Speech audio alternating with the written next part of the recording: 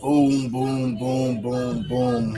What up? So, What up? What up? What's good, bro? What's going on with you? what's up with it? You already know what it is, bro. We out here doing this thing, this late night preservation situation. Facts, facts. Yeah. So, gotta make sure that we put in a little bit of work. You know what I Right. mean? So, let's not expect to get too many people to come in.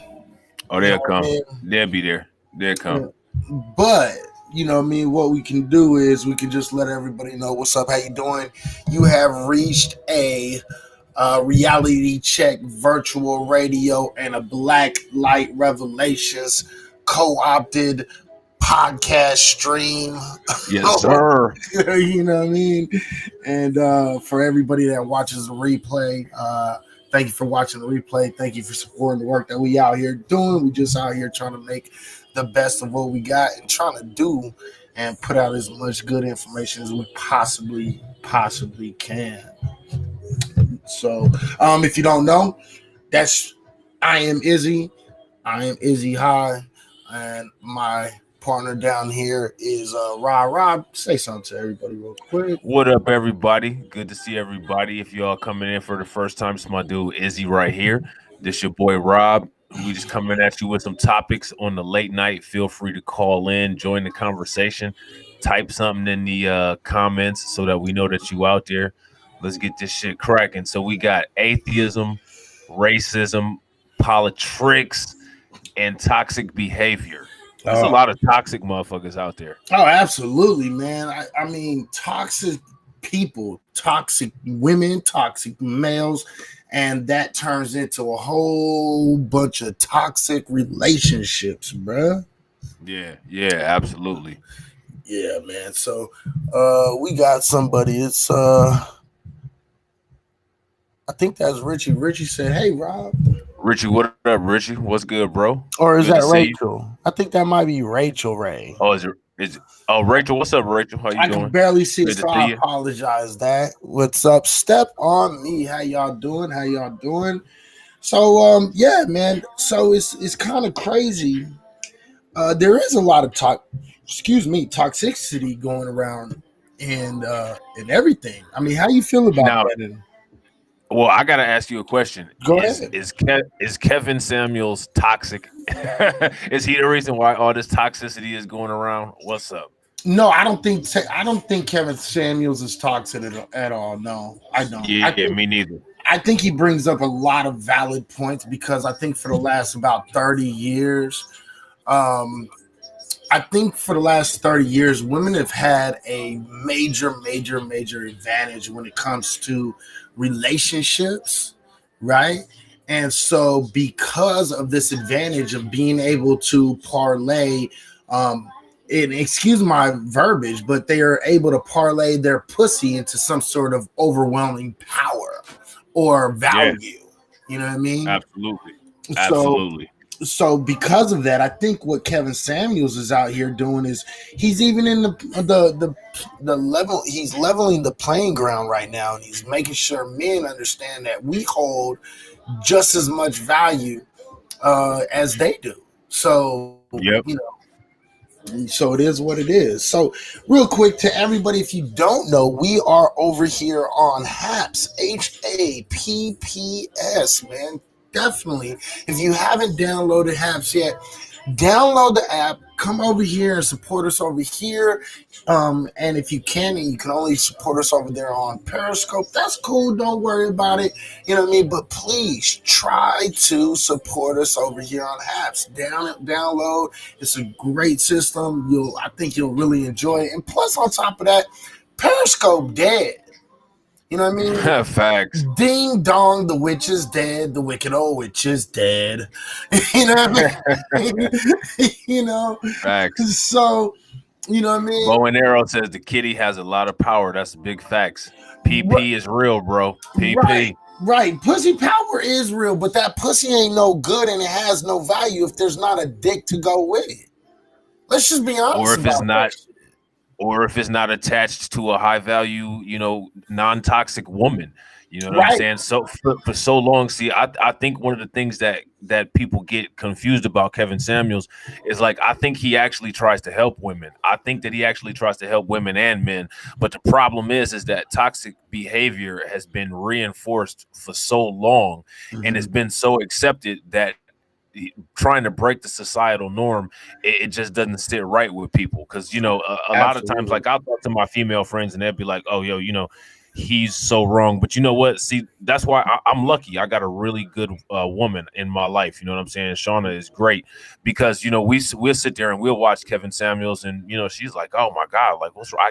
I don't understand like why he's having so much issues with these women that he's talking to. And it's like, well, a lot of times society kind of gives people the passes to be able to behave that way. Right. You know what I'm saying? Right. No, absolutely. I mean, here's the thing. Women have to choose a side. And I think right now we're at this point. We're at this prefaces, right? Where basically either A, women want to keep on riding with this feminism thing. And when they say, oh, we want equality, that means you get equality all the way across the board. Or right, you get to, like, let's reestablish what we had because it was working for so long. Now, check this out. Now, if women want equality across the board, I really don't have no problem with that. Absolutely none, right? But what that means is you got to pay what you weigh, bitch.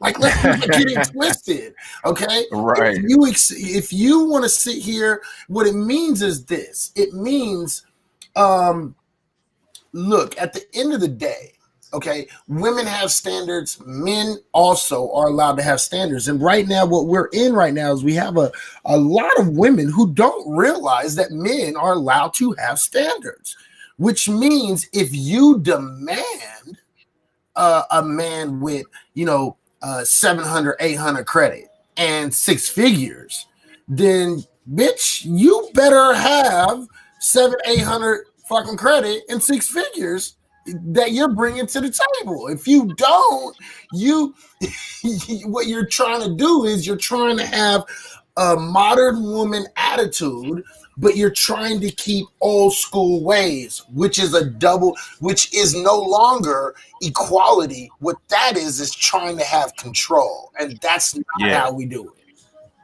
Yeah.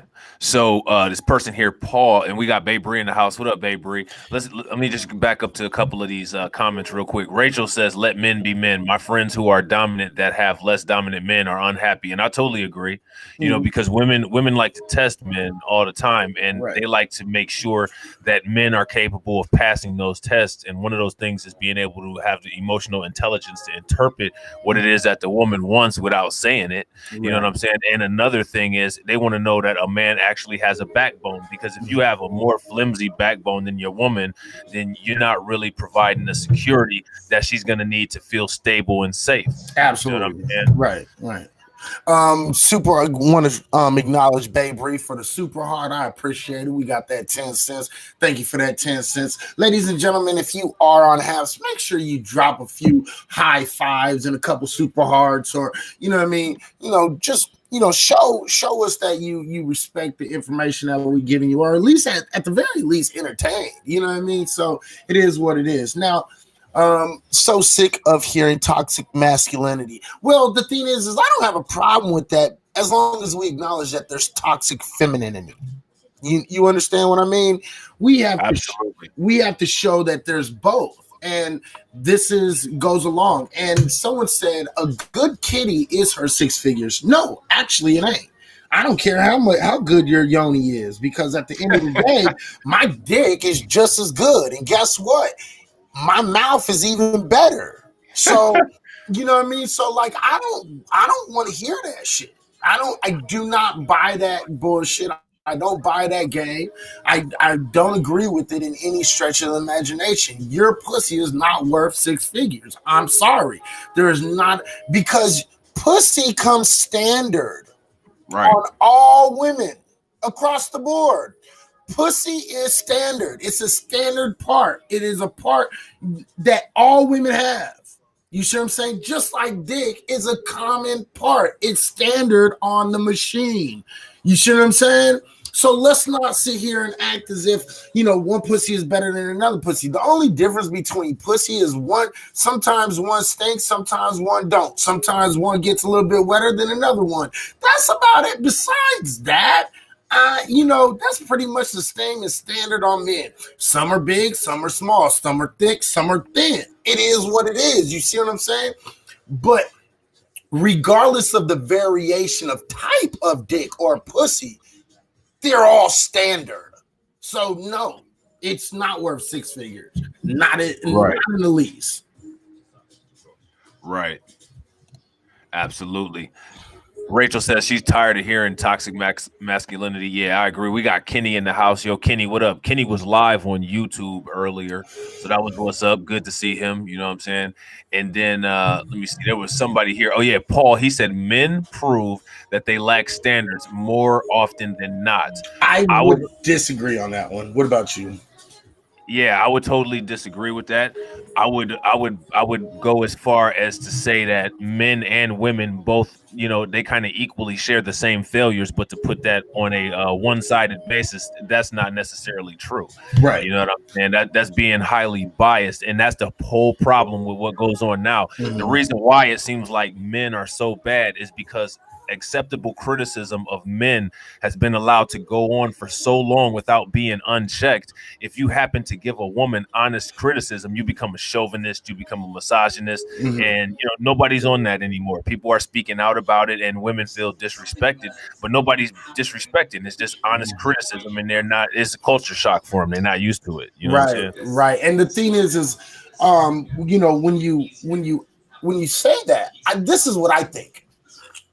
The reason why men get like a bad rap as far as do we have standards or do we show that we have standards? Here's the thing. Men do have standards, and I think men commonly show that they have standards. But the difference between men and women is this. Men are willing to adjust their standards. They understand that they cannot get everything that they want, right? They understand that sometimes you have to accept certain things and, you're not going to get other things. Give me 1 second. Go, because my dog want to get out. Hold on 1 second, bro. Oh, that's all good, bro. Yeah, so, if you actually go and try to Google toxic femininity, you won't find it anywhere. So, see, the thing is that, when it comes to both sexes, both genders, or whatever you call it, there has to be a reciprocal or an opposite. If there's toxic masculinity, then there has to be toxic femininity.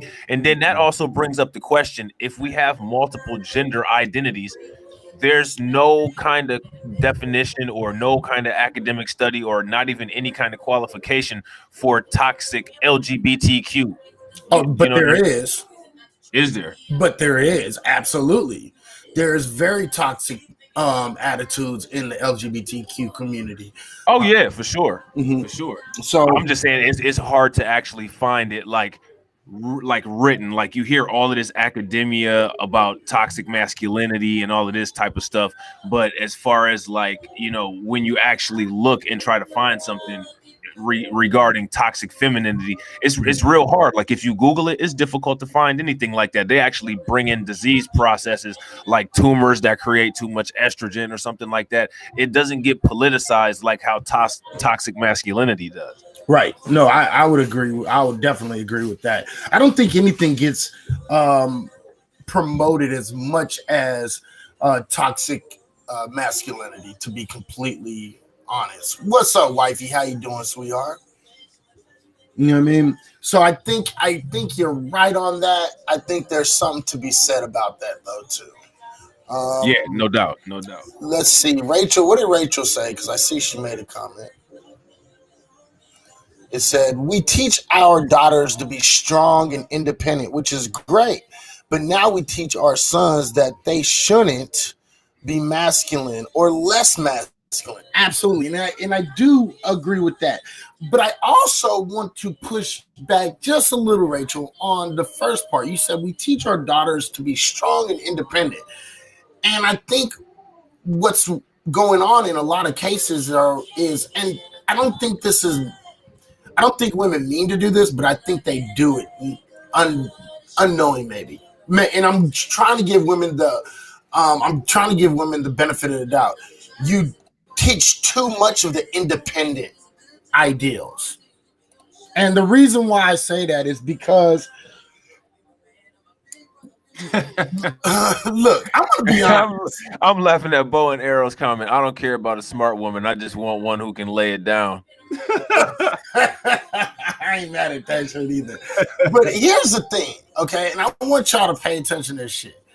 Like when you're single and you're out here, you're dating and you're doing this. And right now we're in the middle of an epidemic, right? Or a pandemic, right? So right now there's a lot more people on dating websites, right? And I'm gonna tell you something. As a single man now that I'm single, I want to make sure y'all understand this shit. When a woman puts "I'm a strong, independent woman" on a profile, I'll swipe left. I don't give two shit. I swipe left immediately because when a woman feels the need that she has to announce how she's strong and independent and how she don't need a man, you're basically saying, yeah, dude, you're only here because I'm allowing you to be here and you can be replaced at any time, which means, bitch, you have no commitment. There's no commitment that's coming from you because you're more worried about yourself than making something that could actually work. So therefore, what you're doing is you're being too independent, and that's why you're going to end up alone and fucking you're going to die alone with a whole bunch of fucking puppies looking your face. Right. You know what I mean? Absolutely. Yo, we got Rena in the house. We got Twan in the house. What up, Twan?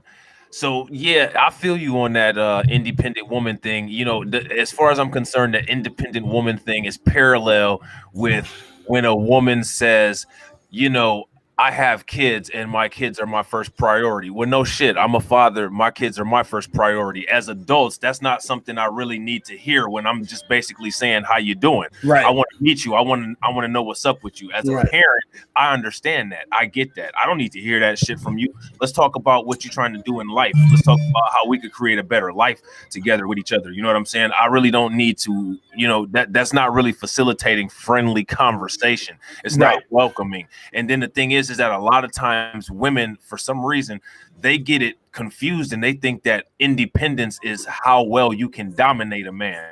That's called domination. That's not independence. Independence just means that you're a person that's capable of self-sustenance. It doesn't have to mean that you're a bitch. You know what I'm saying? Absolutely. What's up, Matt Vic from Tucson? How you doing? What up, Matt Vic?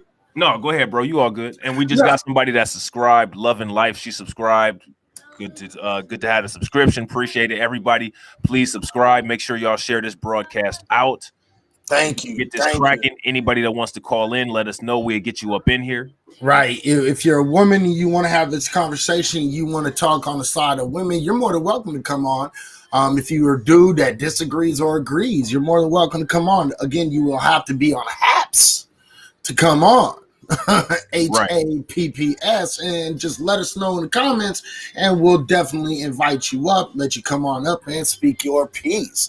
So yeah, I'm absolutely with you on that, because the thing is I think as parents we all know, you know what I mean, we all know, like, kids come first. No shit, Sherlock. Like, why the fuck do you feel like you need to announce that your kid comes first? Like, no, duh, bitch. Like, you know what I mean? And that's another swipe left for me. For me, those are two red signs. Like, if I see, you know what I mean, I'm an independent woman, or I have kids and my kids come first, those are swipe lefts for me. Always. Absolutely. Okay. Absolutely. Those are swipe lefts for me. Those are not swipe rights. And I don't care how fine you are either. You know what I mean? Right. I don't care how good looking you are. I don't care. If you feel the need that you need to announce that, again, these are two things basically telling me as a man, you're not important enough. You're not going to be important. You'll never be important enough. And therefore, you will always be replaceable. And that is not the type of woman that I am trying to deal with in any way, shape, or form. Right. Well, and it's because it sets up an adversarial relationship from the start. Mhm. I don't want to go into a relationship already as if I'm in danger of being replaced, because you can be replaced at any time anyway. That's just something that can possibly happen. Right. So I don't need the extra threat of I'm going to be micromanaged or looked over with a fine tooth comb because you want to try to question my masculinity, because you want to compete with me about my masculinity. I'm not in a competition. You know what I'm saying? Right. Like I'm in a relationship. I'm trying to have reciprocity. Right. I want a woman that's going to allow me to be a man. I don't want to have to fight her over who's wearing the pants, and I want to allow her to be a woman. You know what I'm saying? Right. Right. And it's just reciprocity, and that's not suppression. That's not me being chauvinist, because if I happen to be with a woman who is able to make more money than me, that's fine. You know what I'm saying? Like she's making more money, but at the same time, just let me be a man. You know what I'm saying? Like I can go to work too. I can contribute too. You know what I'm saying? I can go outside and cut the grass. I can get under the car. I can take the trash out. All of that kind of stuff. Like the money and the financial aspect.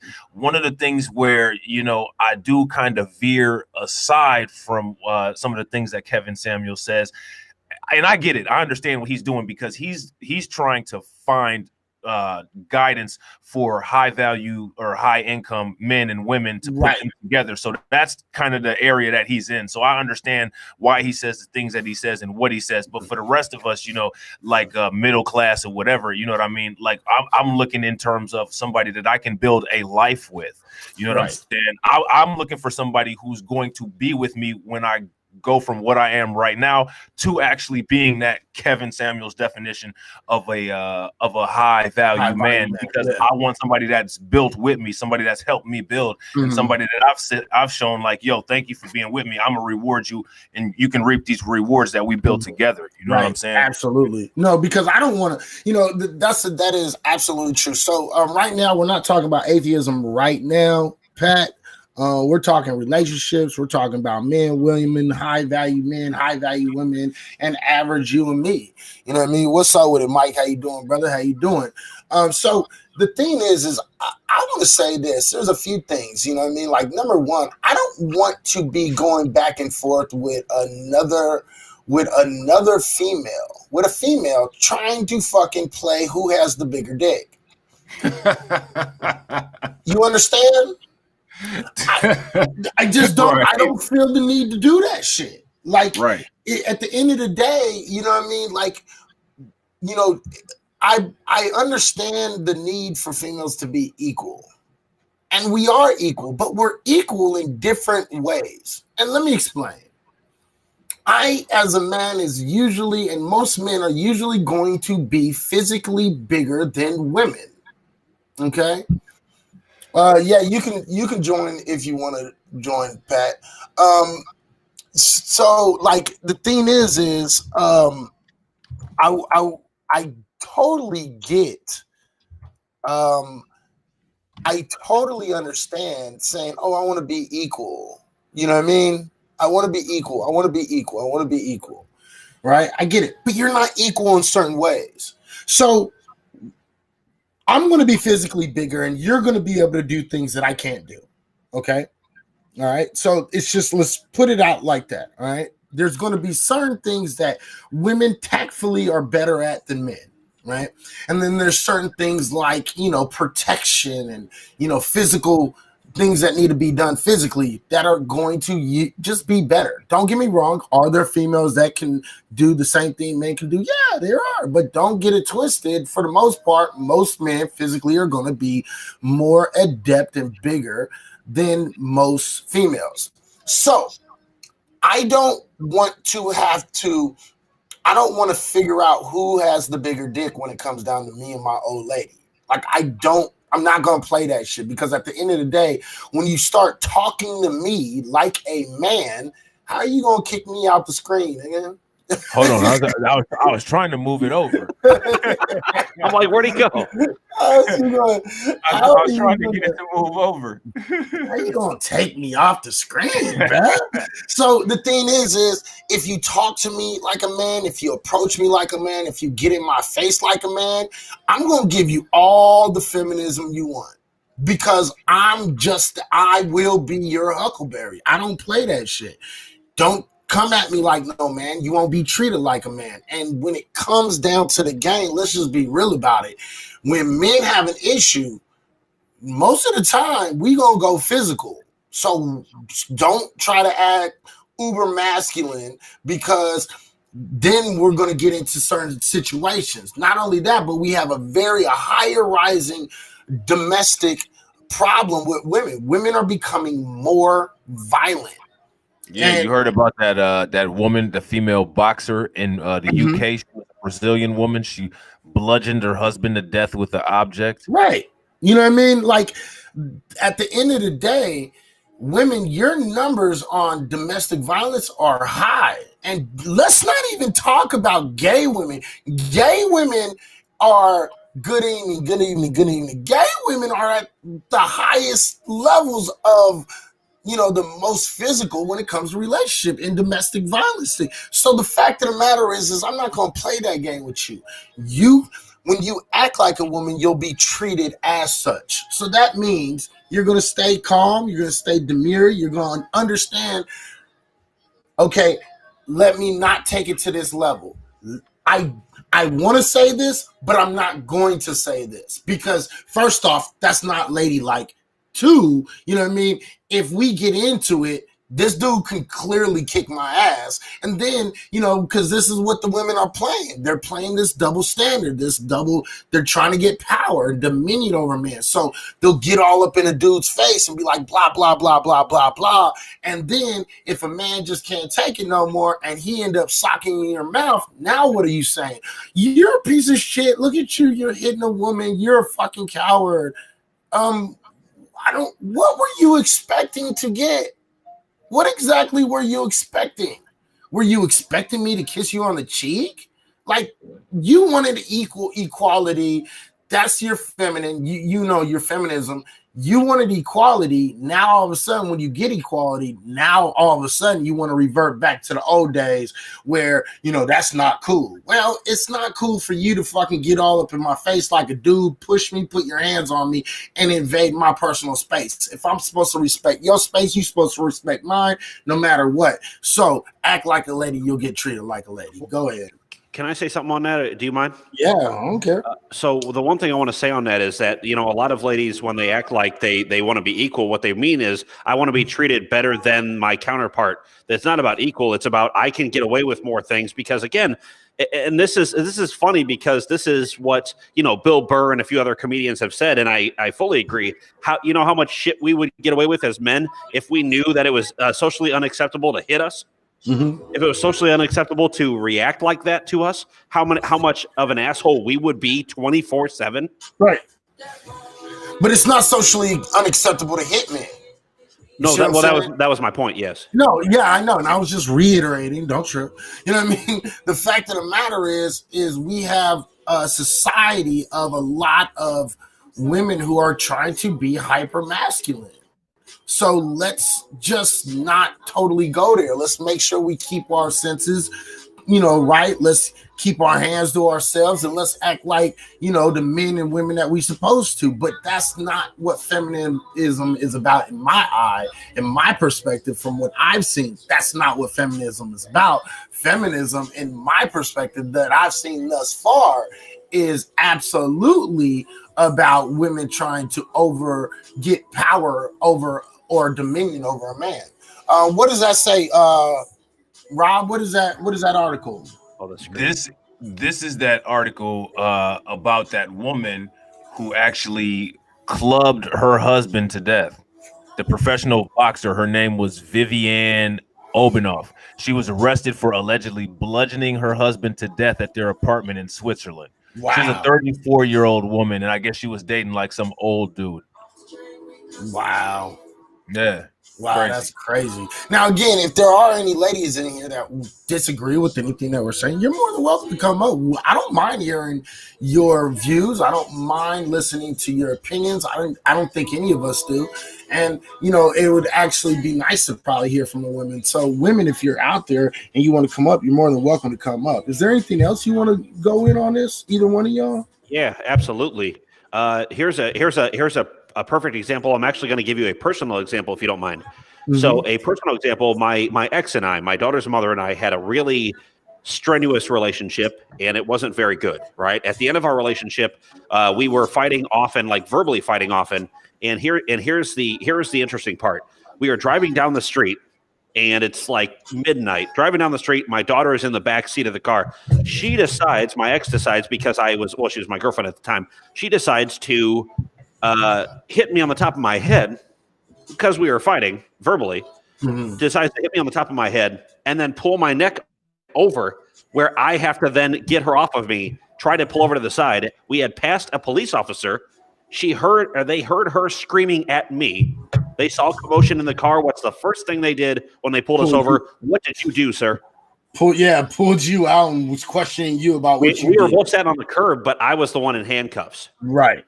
And I said, what the hell is this? And they said, listen, you were, there was a commotion that we heard. I said, well, yeah, you heard a commotion, but if you were in the fucking car, you'd have seen she was beating the shit out of me. And I was trying to maintain the car to save our daughter, by the way, who's in the back seat, and save my own ass, who is trying not to crash into a house, because then that's on me. Then financially it's on me because I was the driver of the car. So Jag, if you want to come in, you have to join an app. It's called HAPPS. HAPPS.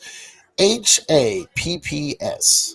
Yep, she can join HAPS, or either she can go to haps.tv in her browser. The best one to use for HAPS is Chrome, but if you got Safari or Firefox or Opera or anything else, you can go there and use that, and we'll be able to let you in once you come back in. Just come back in and say who you are. You should be able to sign in with your Twitter account, so you have the same profile picture and all of that.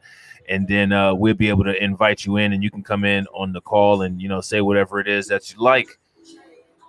By the way, disclaimer, Safari, as far as I've heard and had a few people try to join me on Safari, they have not been able to join up on video from Safari. But they have to use Chrome. Yeah, you have to use Chrome. So try to use Chrome. Yeah, you try to use Chrome right now because it's beta. So it's testing right on Chrome. So that's what it is. So yeah. So I think at the end of the day, I think what this new movement, especially what Kevin Samuels is doing, I think what he's doing is he's trying to make sure that equality stays, but the option for women to not feel forced to be a part of some, feminism movement if they don't want to, but also to make sure that the family structure, the nuclear family stays in place, that is still here, that it's not obsolete. Because at the end of the day, people, we got to always understand that, if there is no nuclear family, we will go extinct as a species.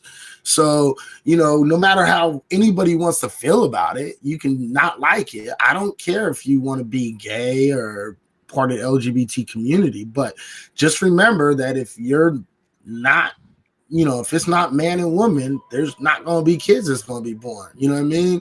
Unless you do what? In vitro fertilization or, any of these other things. So, yeah. So it is what it is. All right. So I do kind of want to hear if there's any females that want to come on. I hate modern day feminism. I do too. I don't argue with you at all. I do too. I'm not the biggest fan of modern day feminism because I don't think it's what it used to be. Like if it was all about equality, yeah, I would be with it. You know what I mean? What does that say? Read that real quick. Sorry. So this right here is a definition for toxic femininity. And it's crazy because it's completely different than the way toxic masculinity is presented. So for toxic masculinity, it says a definition is women expressing stereotypically feminine traits such as passivity, empathy, sensuality, patience, tenderness, and reciprocity, which in result, individuals are ignoring their mental or physical needs to sustain those around them. Toxic femininity is when one works to the benefit of others, but to the detriment of themselves. So it's like some extreme form of empathy, which in my opinion, I think is complete bullshit because the women that I see who behave in a toxically feminine way, we got Wigga in the house. What up, Wig? The women who behave in a toxic feminine way are extremely aggressive and they're extremely individualistic. It's completely opposite of what this description is, in my opinion. Yeah. And what Rochelle says, I agree with to a point when she says, I think my husband and I are equals, but we have different roles. And I say that's absolutely right, because equally like respectful of each other, that's equal, right? You're equals in the way how you respect each other. But at the same time, at the end of the day, like my fiance right now, because I've been off for a long time because of COVID, my fiance right now makes more money than I do. So do I pay all the bills in the house? No. Do I pay most of the bills that can be paid out of the money I get? Absolutely. But I do my part of what I can do for right now. And then when I'm earning more money, then it's not going to be such a problem. Right. Now, you know what? That's actually kind of an interesting dynamic, because what we have right now is we have a lot of women making more money than men in a lot of cases, especially in the Black community. In the Black community, there's a lot of women that are actually like rising in the paying rank. Okay. So the thing is one thing about that situation, I find that even another problem with the idea when we're talking toxic femininity, because here's the thing: when you have a woman who is making more money than a man, in a lot of cases, women start losing a lot of respect for the men, and then they start treating them like a bitch. You know what I mean? Well, that's because of those societal norms, right, of financial stability and financial power being associated with masculinity, when actually, you know, all it is really is just monetary value. That's it. Well, right. That's really it. That's why I'm glad when he said he treats them like a bitch. But I feel that, you know, that's why I feel that I got lucky with my fiance, because she does make more money right now, but it's not that situation where she understands we both want to be grown ass adults, just happen to be obviously male and female. We have our own things that we do. And that's it. The only difference that's between us right now is the fact that she makes more money than I do. That's it. Gary Bowe. See, now I just read your comment, and I'm going to tell you something right now. I don't know who you are, and I don't know if you came from Periscope or not, but that kind of like wannabe slick jab ain't going to run in here, bro. Okay? Because what you're doing is you're implying, you know what I mean, is that black men are just drug dealers and criminals and shit. And I don't play that shit at all. Not even joking, bro. That shit ain't even a little bit funny to me, bro. Okay? Because me and all my friends are working men. We do report our incomes, bro. We have money. We don't play that bullshit, and I'm not playing that bullshit. And I'll be damned before I let some random white dude come up in here and start trying to fucking imply that black men ain't nothing but criminals and drug dealers. So right, and not to mention the comment. What? Not to mention the high level drug dealer. You know, the cartel guy, the mafia guy that the black dude who can't report his income got his drugs from is more than likely white. So he doesn't report his income either. What he does is he rolls it into legitimate businesses to stay off of the radar and pays off the local police officers to extort drug dealers on the street to recirculate the drugs. So let's just you know, keep it 100. I mean, that's what you were just saying. It's washing it. Yeah. Yeah. I'm not into that. And I don't like that. I'm just not that dude, bro. Like, I refuse to let anybody try to, you know, make that inference with black males, because at the end of the day, let's just be real. If we're talking about 100% of the black community, only about 5 to 6% of the black community commits crimes. Let's not get it twisted, bro. And I can prove that. I don't need to just say that shit. That's the truth. Okay. And I'm not that dude, bro. Not only that, but we have about 39% of black males make over $75,000 a year. That's high five figures. That's in the top 35% of the population. We have another 8.2% that make over $100,000 a year. You know what I mean? Like, we're not playing that one, not in here. So let's not do that shit. All right. So let's just. I feel like that should be in the corner. I should be up here and pasty as hell. Be like, ask the white guy hour. Just like, what's up? Like, yeah, I'm just that one is not the one that I play. I don't play that one. Like, I don't, you know, like, what I do here is what I do everywhere.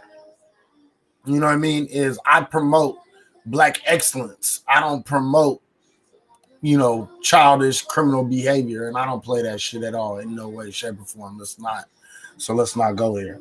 All Facts. Right. So getting back to the conversation of women, when women are making more money. So let me ask you guys a question. Do you think that it is really possible for a woman that's making more money and paying a majority of the bills? Do you think that it is that she can have respect for the man that she's with? Now, again, caveat, maybe at the beginning she still has respect at the men, but I mean, going down the line, and don't put personal experience into this. Don't put yourself in this. Look at the whole. Do you think women making more money than their male counterparts, do you think that they will eventually lose the respect that they have for that man, or do you think that she will still have respect for that man? I think it's a minority of women that would have still respect for their man over time. And you said don't bring personal experience, so I can't speak on that then, I guess. Well, I mean, I don't want you to put your personal, because your personal experience is anecdotal at best. Because it's a grown-ass woman. It's a grown-ass woman and a grown-ass man who happen to be different in age that know how to handle themselves in a relationship. I mean, that's really what it is. Right. Please put me up. I have insight. You have insight on what? Insight on making more than a man, or men and women issues? I'm not sure. Yeah, because I want to make sure people are talking about the right shit. Hey, Rob, if you want, you can put Carlinda if you want. But look, and I'm making this rule right now. If you don't stay on topic, you're not gonna be here long. So and here's the thing. I don't believe that. I don't believe that a woman will have respect for a man that makes less money than her. I just don't. I don't think. Why in your mind at first? Huh? I think that a woman can. I think it's all about that woman and her temperament. See, I think in that situation, that's a different dynamic when a woman is making a little bit more than a man. I think that a woman can start off having a lot of respect, but if a woman is making more than a man, then I think it's on the man to be an exceptional man, and he has to, maintain his male duties, for the most part, at least like 85%. I think if he starts to fall short, then it'll be a lot easier for her to lose her tolerance and then begin to start progressing with disrespect to the point where she has absolutely no respect for him, because it'll be like a snowball. I think that there can be respect, but it has to be a woman with that temperament who's somewhat modest, and it has to be a man who's willing to uphold his masculine responsibilities and his masculine stature. You know what I'm saying? No, and I get it. Me personally, outside of any of my personal experiences, every time I've seen that type situation, it's never worked. No matter how cool the female probably was, or portrayed herself as, or anything, it has never lasted. And that's because it's starting out with a lack of equilibrium. You know what I'm saying? So that's one of the reasons. Like I could definitely see that. You know what I mean? I could rock with that too. Right? Because what ends up happening is because I got friends that are white, I got friends that are black, I got friends that I got a homeboy that used to be a stay-at-home dad. He was a stay-at-home father. He took care of both of his sons, and you know what I mean. I'm not going to give out his name, but as soon as he did that, it didn't take very long. The wife was working. She ended up cheating on him with another dude, and they ended up getting a fucking divorce because of that. And that, to me, is what usually happens, because they see this man sitting on his ass. They don't like it. They're like, why are you not working? Why are you not doing this? This is, you know what I mean? Like, why are you not doing this? And this is even when there's kids involved, and they're literally staying at home, taking care of the kids, cleaning the house, doing all the things that usually a woman would be doing. You see what I'm saying? So I've never seen it work. I think, I mean, I'd like to see if it can work, but I don't think it could ever work. That's just me. Did you bring Carlinda? She said she wants to talk about something about. I gave her the invitation. All she gotta do is just accept the invitation. I hit you up real quick, by the way, Izzy. I got you to that $10 goal. We'll try to get you to the 20 if we can. There we go. Make sure that y'all blessing that super chat. If y'all enjoy this content, make sure y'all share out the video. How do I know what I have? So you're up top. It'll say 50% of $20 goal now. Instead of it used to say $10 goal, 99%, but I gave an extra 10 cents in order to give it to 10. So now you guys are now $10 away from getting the $20 goal. Oh, okay. That was added with the last one then. Okay, cool. Yes. I see. So yeah. So then Carlinda was already added, and we'll see what she has to say. I think we kind of passed the domestic violence thing. I don't know if I guess we'll let her say her comment real quick and then kind of move on, I guess. It don't look like she's coming into the room. Well, I don't. Yeah, it's all good. I'm not. Well, I'll talk to you about that later, Izzy. There's something else on that. But anyways, about that person. Oh, yeah, I know. But what are we moving on to next? What do we got? Well, I mean, like I said, let me see. I was Mr. Mom when my wife worked at the law firm. It worked out great. Well, I mean, like I said, I could be wrong. I've just never personally seen it, so I don't have a lot of faith in it. You know what I mean? I just don't. But maybe it does work. Muncher says it worked for me just fine. So, well, see, it's the opposite for mine. For me, it wasn't that it didn't work in Eleanor. Thank you for that, by the way. Appreciate you. It worked for me only because I was the one who was feeling bad about it, right? I was the one who was down on myself at the beginning because I'm like, oh, I'm not making as much money, I'm not contributing as much, and I wish I was. But for her, she didn't lose respect for me. I kind of lost respect, for myself because that's how I was raised. I was raised, hey man, take care of your own business. Even if she's making as much money as you or more, just take care of your own business. And I never was able to over the last couple of years until just now. So.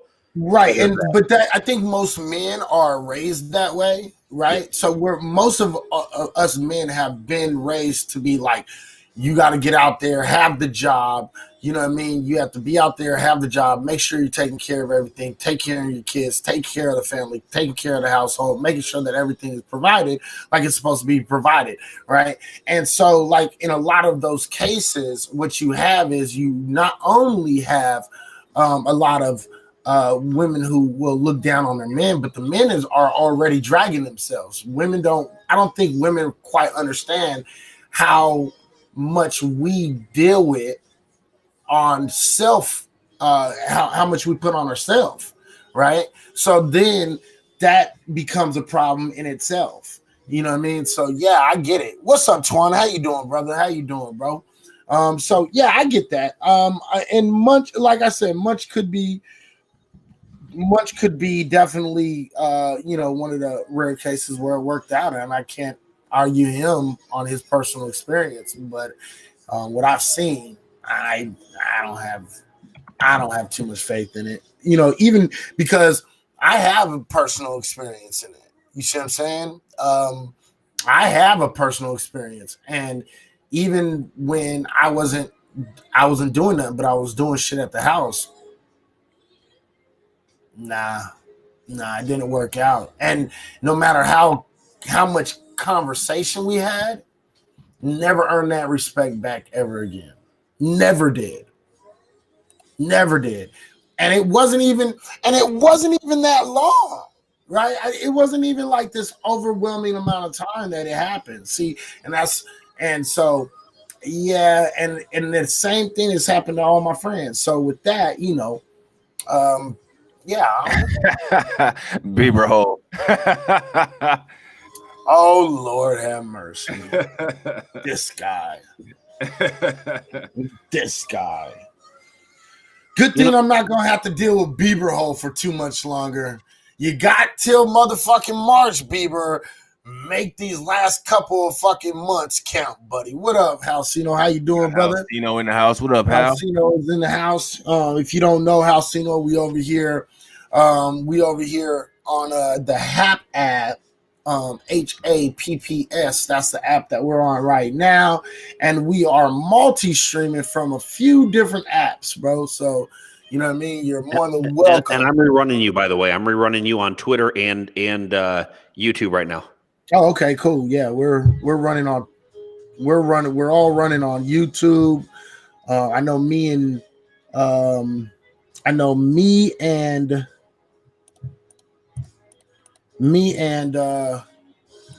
Rob are on Periscope and YouTube. Let me see something real quick. What's your YouTube channel, Izzy? It's a Reality Check Virtual Radio. I'm gonna hear this. Someone's on Periscope, and their title is "Pro-Blackness Isn't Misunderstood; It's Unwanted." Who is broadcasting that? I don't know. Oh, okay. Never mind. I'm not going to do it because I know exactly who it is. Never mind. I was about to say, is like, I swear to God, if we all had to go in there. I thought it was a white person at first. My bad. Okay. Anyways. I see y'all fancy. Yeah, we fancy, bro. We fancy over here. Yeah, we fancy. Y'all got two of the same mic. He's on the earbud, and I've got the mic. What's up, Twan? How you doing, brother? What's up, Izzy? How's it going? Patrick, Rob? Man. Good evening, morning. What up, bro? What's up with you? Oh, just working on a couple projects and couldn't sleep, so back at it, Back at it. Let's see what's up at Haps. Absolutely. That's what it is, man. That's what it is. Let me see. Haps is tripping on my iPad. By the way, Rob, for that microphone, what do you got, a Blue Yeti? Yeah. Okay, yeah, you don't need to lean into it. Let me see. Because those are sensitive. Blue Yetis and the Yeti Pros are sensitive as hell. Even for mine, because of the echo that I need to get rid of in here, I need to back off of my stuff. My dad had a company and he wound up not having to work every day, made more than her. Oh no, and that's the thing. In the most times when you get into a relationship and you start doing some, entrepreneurial stuff, when you become successful, you usually don't have to work too much. So yeah, homeboy in the Nike shirt looked like he about to record a Zumba commercial. Damn, like that. Okay. They don't like that one. And he's a fool for that one. All right. What up, Rena? I think Rena's back. So we got my homegirl Apocalypse in here from YouTube. What up? Good to see you. Good to see you. Halcino, what's up, bro? Did a lot with my sisters and my brother, took care of the house a lot. Right. Now, here's the thing, though. It's a little bit different when you're still making the money that you're making, especially if you're making more than the woman, but you're able to come home and be that father that is there like you would you would want him to be. You feel me? So the thing is I think people need to understand, like, there's still that dynamic of I'm still making the money, I'm still providing like I'm supposed to. So you don't lose that respect. It's when you're making less money is when you start losing the respect. What's up, folks? Lucifer. Oh, Lucifer Sam. What's up, brother? Long time. What up, Lucifer Sam? What's good, bro? Bakers in the house. Food for thought. What's up, brother? How you doing? Rena says, I have a question. And let's hear the question. Go ahead. About the domestic violence part. Okay, let us know what the question is. Halcino. Okay, that's right. All right. So we're gonna wait for Rena's question, and then, if we want to stay on the relationship, we can stay on relationship, or we can move on, and we'll see where everybody's at. You know what I mean? Let's see what she got to say though, because I don't really know what she's gonna say. You know what I mean? But anyway, while we wait, Twan, what's up? Have you done any shows on here yet, or no? What's up, man? So that will be for the new year. We'll be launching that in the new year. It'll be more daily. I think just because so much going on with Habs, people kind of finding their footing. Me, I'm new to Habs myself. I've only been with them for maybe about a month now. Right. Maybe a little bit less. So, right, a little bit less than that. So I'm still finding my footing. But at the same time, now that I know the lay of the land, New Right. Year. Right. Yeah. That's right. So what I'm doing right now is getting on with y'all. Jumping on other, just getting to know the community. Right. No, I get that. Did you get a chance to see Michael Jackson's his broadcast? I believe it was yesterday or the day before yesterday. I saw a couple clips of it. I kind of scrolled through, but not all of it. How was that?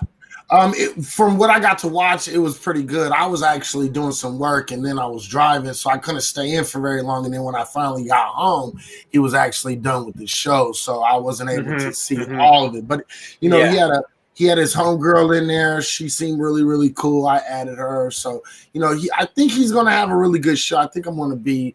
I think people are going to be impressed with what he's going to bring to the table. That's his Hispanic co-host, right? No, that was Ryan Perez. He's a black gentleman from Canada. I know who Ryan is. I'm saying was his co-host, the Hispanic lady. I don't even know if she was Hispanic, bro, to be completely honest. Okay. I don't know what she was. Because they might be bringing Hustle Zone here. That's what it was. It was Hustle Zone. Rena says, what can be done so men report domestic violence when they are abused? I know a lot of these cases are never reported. To just report them, but the thing is in a lot of cases, men are degraded when they report acts of domestic violence to the police, even by the police. A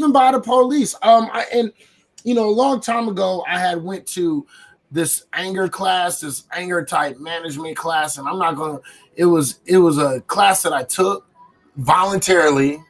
Okay, don't get it twisted, people. I wanted to go there, and I went there to sit in and I paid a lot of attention to it, and there was actually a lot of people there, a lot of dudes there that were actually abused. I had never heard of no shit like that before, and what they ended up telling everybody, and what I learned from these gentlemen, was that this happens a whole lot more than people want to admit, that men are abused by women at large numbers. I know a decent moderator too. Let me see. I'm not sure if you're going to be a topic. Think you should move your debate with why should I move it up a month? So I can provide a little bit more context to about men. So a lot of the men, me being gay, a lot of men there's a large population of them being gay as well, or being part of the LGBT community, not being just gay, but also trans and anywhere in that community. Law enforcement, especially in a place like California, when they are responding to a domestic violence call, they'll respond the first time and they'll break up the party. But then if it happens a second time, they're always going to be monitoring for an aggressor, and they have to take one in, right? And that's where and that doesn't matter, male, female, at that point, based off the evidence and based on how the law is written, how they've articulated the law. At that point in time, they will always, on the second call, they will always take them in. Now, these are moments where even female on male is, and the female is the aggressor, or male on male are still the aggressor, and obviously one is and one is. So in states like California, they at that point they have articulated to themselves that they have to take one of you in. So that's also the problem with calling it in and asking for help, because then there's a paper trail. And so these are victims that do not feel comfortable, especially when it's normally a spouse or a loved one involved most of the time, mostly all the time. So that's just a little bit there on my law enforcement analyst experience. The one thing I see Rochelle did is said, a lot of women don't report abuse, but the difference is it's not about who reports it, who doesn't. It's how seriously do the reporting, like authorities, how seriously do they take each case? And normally you'll find that female cases are taken much more seriously than a male saying, hey, by the way, I was abused by a female. They'll kind of laugh you out of the building. As what Izzy was saying earlier, it's not about who reports it. It's about how serious it's taken. Right. But I feel like that's the second quick, conversation to that. Time out real quick. Halcino, check this out, bro. The fact of the matter is I gave him a month for a reason. Okay, that's number one. Number two, he couldn't even keep his side of the agreement, which is to keep his mouth shut. So as far as I'm concerned, dude, he's really on fucking like thin ice on even getting a debate at this point. Because at this point, bro, I'm not playing his little fuckboy shit. So he keeps talking, he won't get no debate. And I don't have nothing to worry about because I've been challenging him to a debate for over 3 years, and now all of a sudden he wants one because he thinks he has some information that he doesn't have. Whatever, bro. He has no information. He's not knowledgeable enough, and he's a fucking clown as far as I'm concerned. And since he wants to keep on talking his since he wants to keep on talking his trash, you know what I mean? He might not get one at all. So if he keeps on opening his mouth, he could just keep on fucking living on that fantasy of he already defeated me in some bullshit debate, which he didn't. And I'm done talking on this. And Juan, I've already told him, because the one thing that he has to do is first, he's supposed to get Juju to add on, because I already told him I'll take him and Juan on, and he's not ready for it. Neither one of them are. Okay. So, and then the very last part of it is this. He has to get in contact with me in order for us to set the rules, make sure the rules are abided by, because he doesn't know how to have a formal debate. And because of that, I might not fucking have a debate with him anyway, because he doesn't know how to properly have a formal debate. And I don't play that bullshit. He said something about it, wasn't talking shit. No, he's been talking shit all day, quite literally. You know what I mean? No, he wants Juju on my side. I told him I don't need Juju. So, you know, so from now on, so if he's not going to follow, if he can't follow, you know what I mean? If he can't follow the simple rules of keep your mouth shut and stop speaking on me at all, then he's not going to get a motherfucking debate at all. I'm giving him this opportunity. He don't deserve this opportunity. He hasn't earned this opportunity. I'm doing it because I'm giving him the opportunity. It's not because he's smart or he's knowledgeable. He has no knowledge. His knowledge is in fucking conspiracy theory. So no, he hasn't earned anything. You know what I mean? He hasn't earned a damn thing. Okay? I'm giving it to him because fucking, you know, for shits and giggles. He hasn't earned a damn thing. So if he wants to lose this opportunity, he'll keep on talking. That's the bottom line. You know what I mean? He hasn't earned anything. For 3 years, if y'all know the history, anybody that knows the history knows, for 3 years he's been ducking and diving and finding every single fucking reason to not have a debate. For 3 years he's been crying, moaning, bitching, stalking, acting like a weirdo girl, little girl with girl emotions, acting like a vindictive ex-girlfriend for the last 3 years. He hasn't earned anything. So if he doesn't keep his mouth shut and he doesn't honor his side, then he's not getting shit. That's just the bottom line. All right? All right, so now I'm done talking about fucking that clown. And when that clown learns how to fucking play the game like he's supposed to play the game and take advantage of shit that he has a chance to take advantage of. I gave him an opportunity to take advantage of actually fucking having a real debate with me, formal, and he's fucking it up already. A day later, and he's fucking it up. So that's on him. It ain't gonna be on me. All right? Okay? I don't need to clean up no bridge. I don't like the dude anyway. So a debate ain't gonna get him any respect points with me, bro. He has 0 respect points from me, bro. I don't give a shit about him. The dude will, even if this motherfucker was to put up a decent debate, he gets no respect because he's been acting like a fucking girl for the last 3 years. He's been running, ducking, diving, and everything else that he could possibly do. So he gets nothing. None. No respect, zero. Okay? So with that being said, I'm done talking about fucking J Clown ass Boogie. Okay? Until that motherfucker knows how to, knows his role and understands what the fuck this is, he can either have a fucking formal, real, respectful debate, or he can keep on crying. His choice. I don't really give two shits. Now, getting back to the point of the fucking scope, because I'm not going to be interrupted about fucking that clown no more. All right? Maybe you should do that before Periscope closes down. You know what I mean? You get nothing, you lose. Right? He doesn't. He should have kept his mouth shut. And so now that he's opening his mouth, I'm just kind of like, yeah. Oh no, Rochelle did the Willy Wonka. You get nothing. I saw you get. You know what I mean? So anyway, let's get back to the subject, because I don't do scopes about, I'm not doing fucking. I've moved on. This would have been a good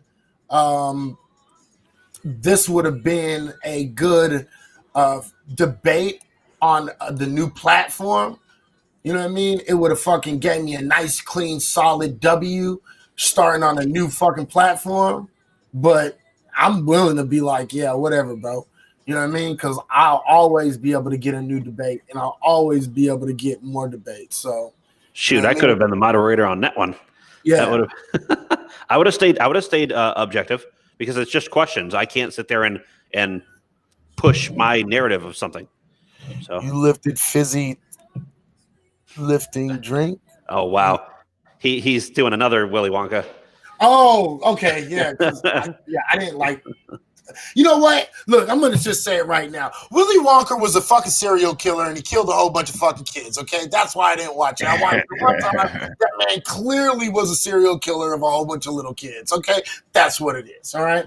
And he fucking enslaved people of color. If you don't know what that shit is about, quite simply, Willy Wonka was a crazy-ass white man who was a serial killer that tried to keep black people enslaved. That's what it was. Who do you think the Oompa Loompas were? They were black people, okay?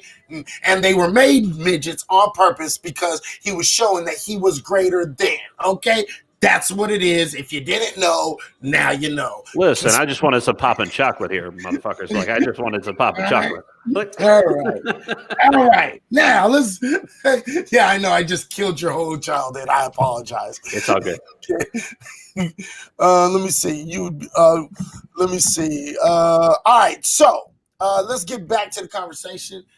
They were orange. No, I don't know. They were colored. Okay, and that's what you know. All right.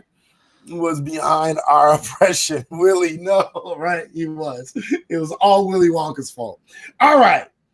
We were talking about domestic violence, and you were talking about the domestic violence. I know you had a little bit more to say, so Twan, I apologize for interrupting you, because I had to answer that before it went up. So go ahead. Oh no, it's all good. Just to wrap it up, it was just me just talking about on how law enforcement and how they interpret a situation between two parties, male or female, male on male, and the reasons for the way they interpret a situation. Many of them don't want to call law enforcement unless usually at some point one's hurting the other, literally physical harm. Normally that's when one will call. But the way they interpret it is, if it's a second call, they just take you in. Now, I do want to agree with the person who mentioned something earlier. And Patrick, you read it. It's about the person reporting it, but then also on the other hand, on the agency's responsibility on how to follow up and be able to thoroughly investigate each case properly with the proper resources. Each time the same way, each case the same way, for it to be transparency, consistency, and trust, right? Right. So that being said, Well, I got a question actually for you, and it's a little bit taken. It's on the same violence, right?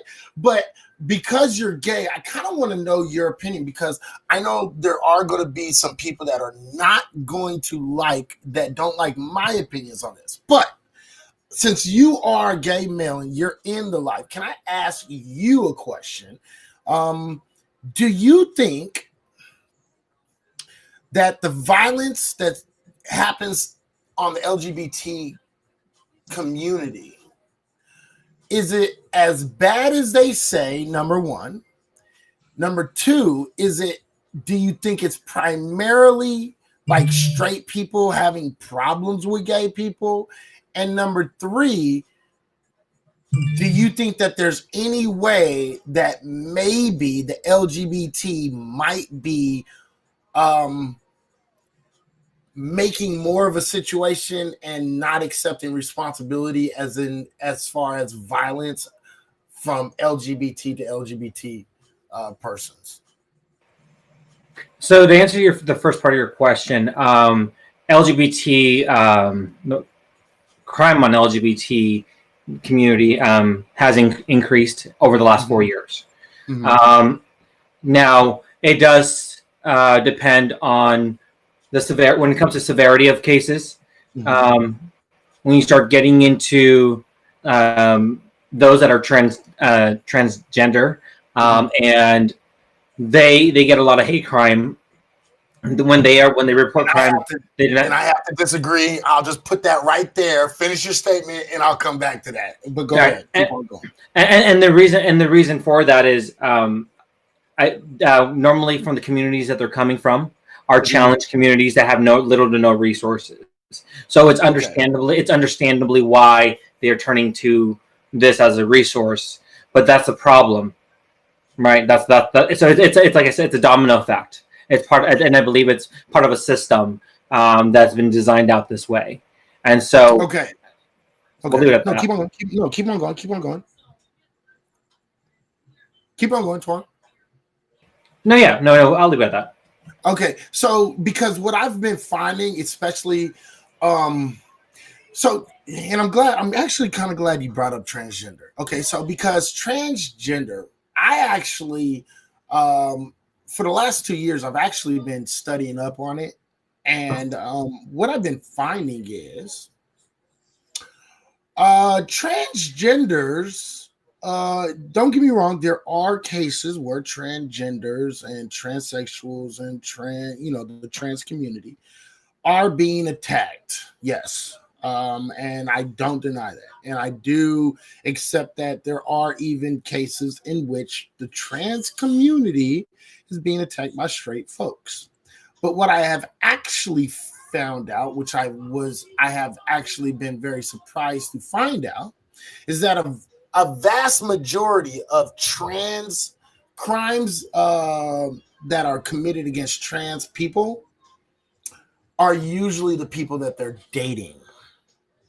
Okay? And they're being reported as straight communities attacking trans people. How do you feel about that? So I can't comment on that because I am not educated in transgenders. So when you asked me the question, it was about the LGBT community as a whole, right?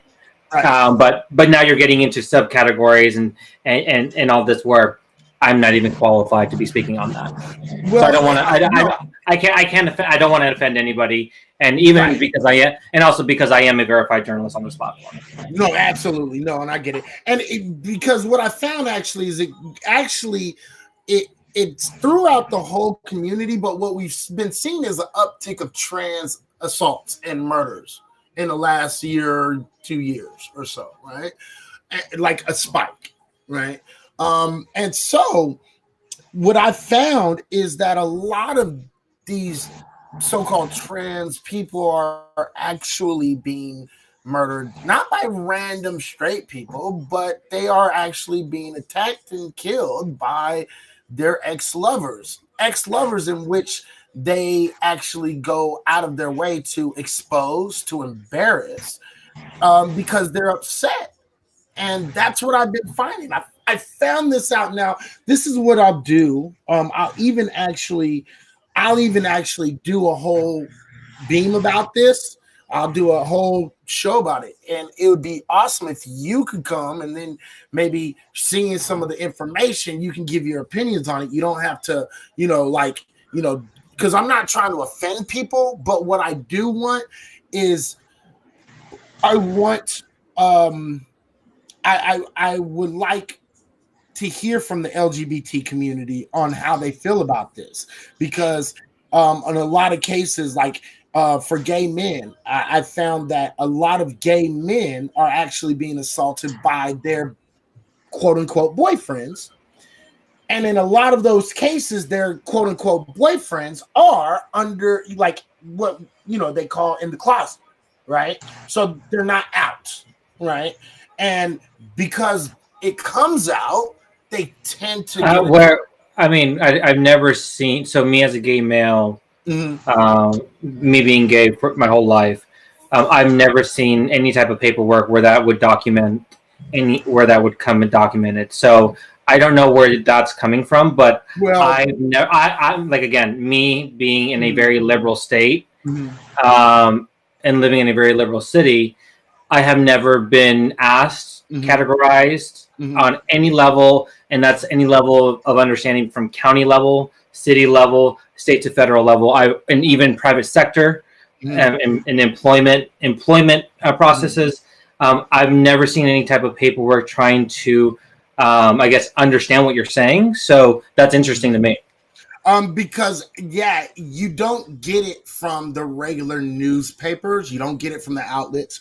The only time you actually find out about these cases is when you actually read the documents and the files behind them, which I have actually found to be quite interesting. They never publish it. Like, I think there was something like 26 murders last year. And out of those 26 murders, something like 20 of them were from an ex-lover. And that's in most cases. And so I was actually surprised. I had heard it and I was like, yeah, I can't take his word for it. This guy kind of talks a little bit too much, right?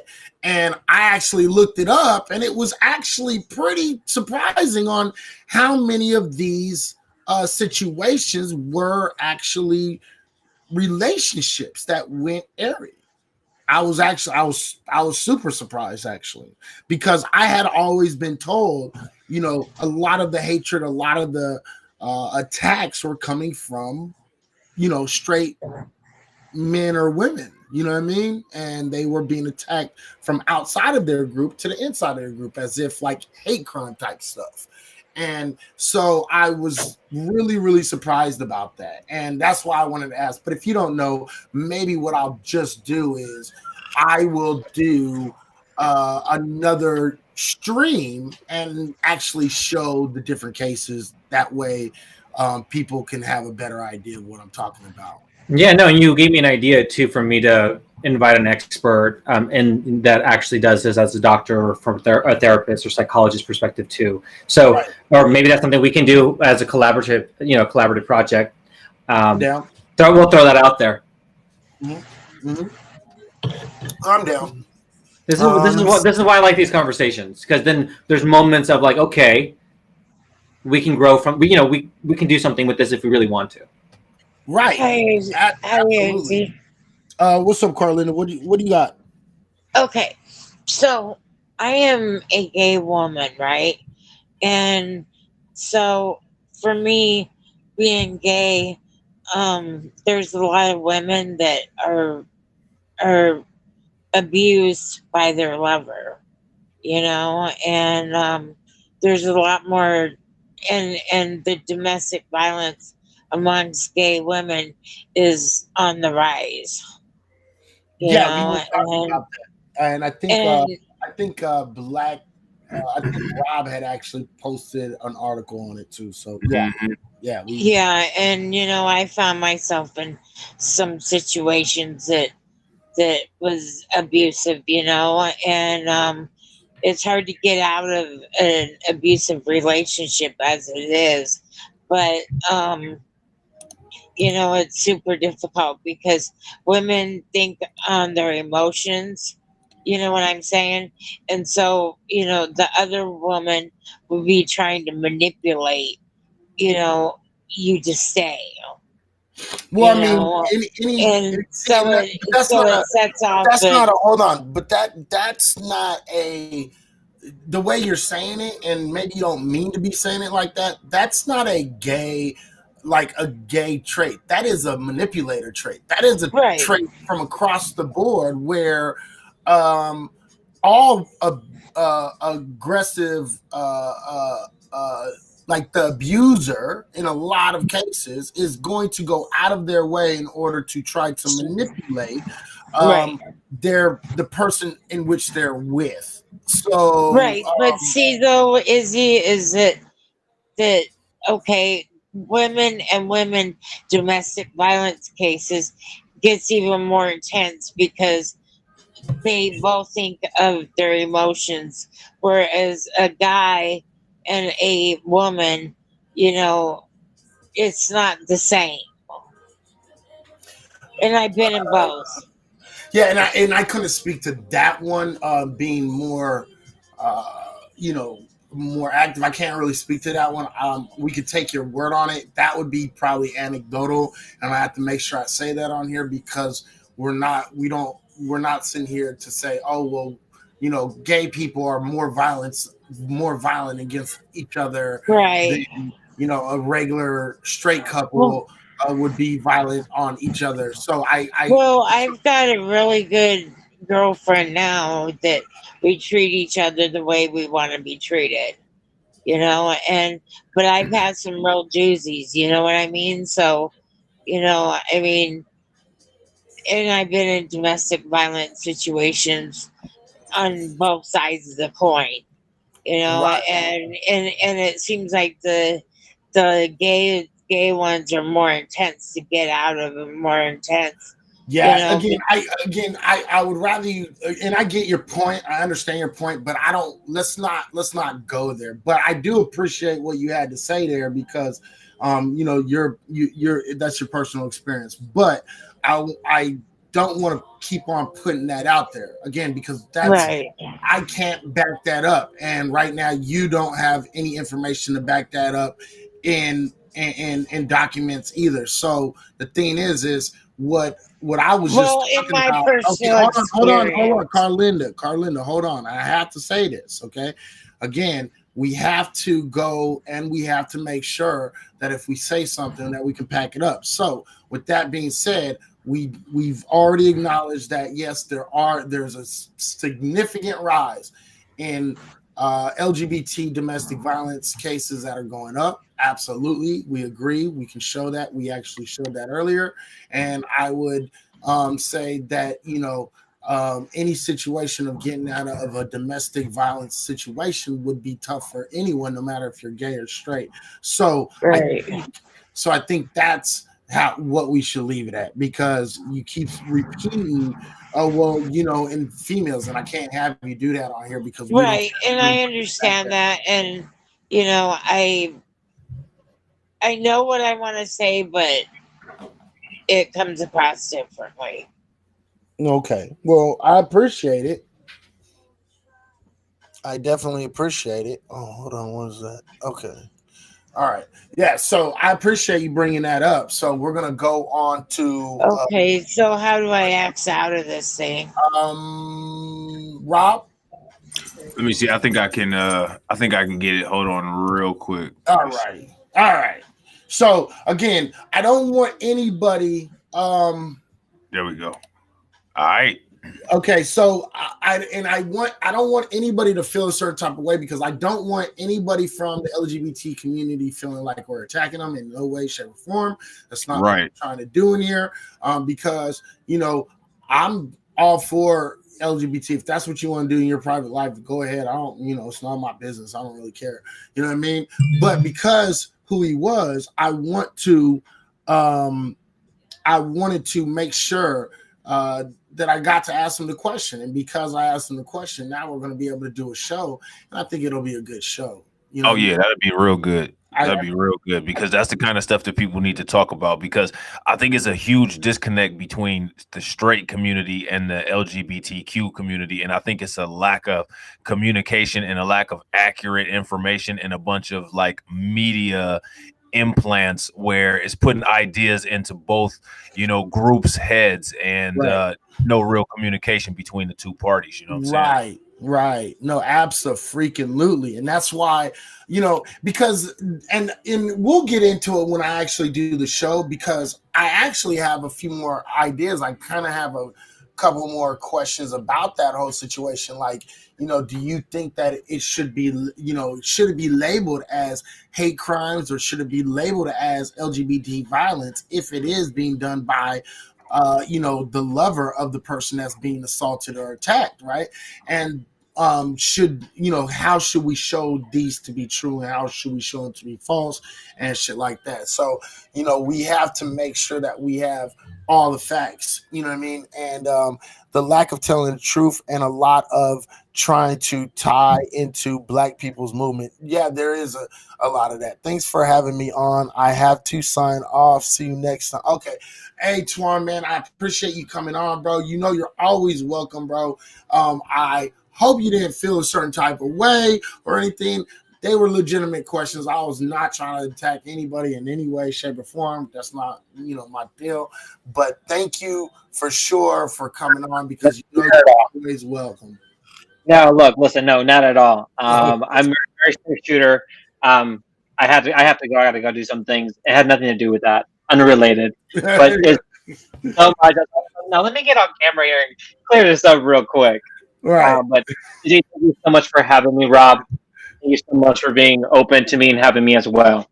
No problem, bro. You're always welcome, bro. You're always welcome. So anytime you want to come back, you're welcome to come back, bro. Yeah, now you guys know that I won't speak on something that I'm not completely educated on now. So, I respect that all day, bro. I don't know enough. If I know something, I'm there, but if not enough, that's it. Absolutely. Much respect for that, because a lot of people would have tried to answer that, and I give you a lot more respect for saying, yeah, I don't know. I can't speak on that one. That's right. So much respect for you for that one. Thank you, sir. Till next time, guys. Thank you. Peace. All right, so that's Twan, everyone. If you guys don't know, please follow Twan on Haps. He's going to bring his business here, and he's going to do his show, and starting on the first of the year, right around the first of the year, and he's going to be bringing some good content, man. He's actually a good guy. He has a lot of stuff out there. He's a journalist. He's on the front line of these marches and some of these so-called quote-unquote riots. So he's out there doing the job, man, that a lot of people are too afraid to do, man. So, good on fucking him. I like Twan. Twan's a good guy. You know what I mean? Yeah, Twan, good peoples, man. Good people. He always brings something to the table when he calls in. You know what I'm saying? Real nice, cordial. Appreciate him. Always. So, since I think we kind of went through a lot of the shit that we were talking about. So let's talk about the situation in Chicago. Have you heard about the situation in Chicago? No, what's going on in Chicago?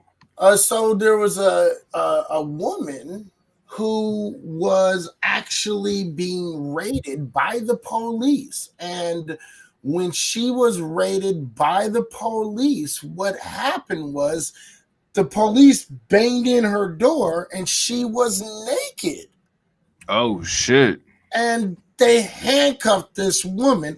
All these men in their tactical gear and their guns and all this shit, they came in, kicked open the door, and then handcuffed her butt-ass naked, having her stand out in her living room butt-ass naked for a little while. They didn't have any female officers on the scene? None. Yeah, they're not really supposed to do that. Right. And then to double down on it, to make it worse, Lori Lightfoot, I believe she's like the governor or mayor or something like that. Yeah, I think she's the governor. Right. She holds office in Chicago. And she tried to block the video of the cops raiding the woman's home. She's right? a piece of shit. Right. That Lori Lightfoot. Right. She tried to block the video of her of this coming out. When the woman wanted this video released, they were like, no, man. She's like, no, I want this released. I want everybody to see what was done with me. You know what I mean? And it's a terrible video. I don't, I think, hold on. I think I even have some of the video. But this woman, it was, oh man, it was terrible, bro, that what this lady went through. And it's just, oh, there it is. Actually, so here, let me do this. I have it right. Check it out. Oh, you got it already? Yeah, I got it. So let's go, right? Let's go to share. Bang, bang, right there. Let's put that right there. I'm going to put this on a bigger screen. So let's go. Here, you know what? Hold on. I'm going to take myself off and take that off. Okay, and I'm going to put that one on number 1. Bang, there we go, right there. Okay, oops, sorry about that. Boom. All right, so this is part of the video of her being. Hold on. For some odd reason now it wants to play some. Let's do this. I'm gonna turn. Oh, it's an ad. Just let that shit play. I'm gonna turn down the ad real quick, and then as soon as the ad goes, it's done right there. Bang. Okay. Can y'all hear it? Real quick. Can y'all hear that? Can y'all hear that the sound on that? No, I think in present you gotta share it and allow the sound. And allow the sound? There's a little box that says share audio. Okay. Click that box in the screen share. Okay. All right. And then what is it? My can't or wait, let me see. Share audio? Yeah. I can do it real quick, bro. Because I got it pulled up. Yeah, give me 2 seconds. Hold on. Thank you for that, Pat Voss. I appreciate that, brother. You know what I mean? Hold on. Cannot be. Now it's not letting me share my screen. No, it's okay. Don't worry about it, Carlinda. So let me see. All right, let me see. Actually cannot be. All right, try it again. But when you click down at the bottom, when you click present, there should be, you know what? Hold on real quick.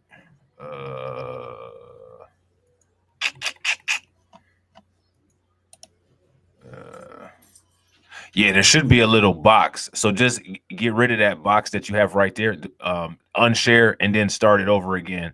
Okay. And then start it over again. Do everything that you did except for before you push share. Look in the bottom left-hand corner, and it's a box that says share audio. Share audio. Okay. Yeah. There you go. You got it. Okay. Now I think I got it, ladies and gentlemen. All right, let's go share. Bang. And then let's go back to that. And then let's make this bigger. Okay, there we go. All right, so let's make sure y'all tell me if y'all can hear this real quick. Tell me if you can hear it.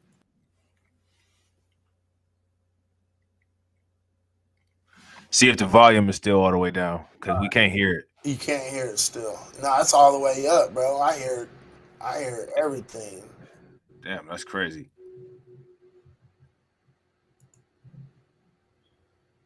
No.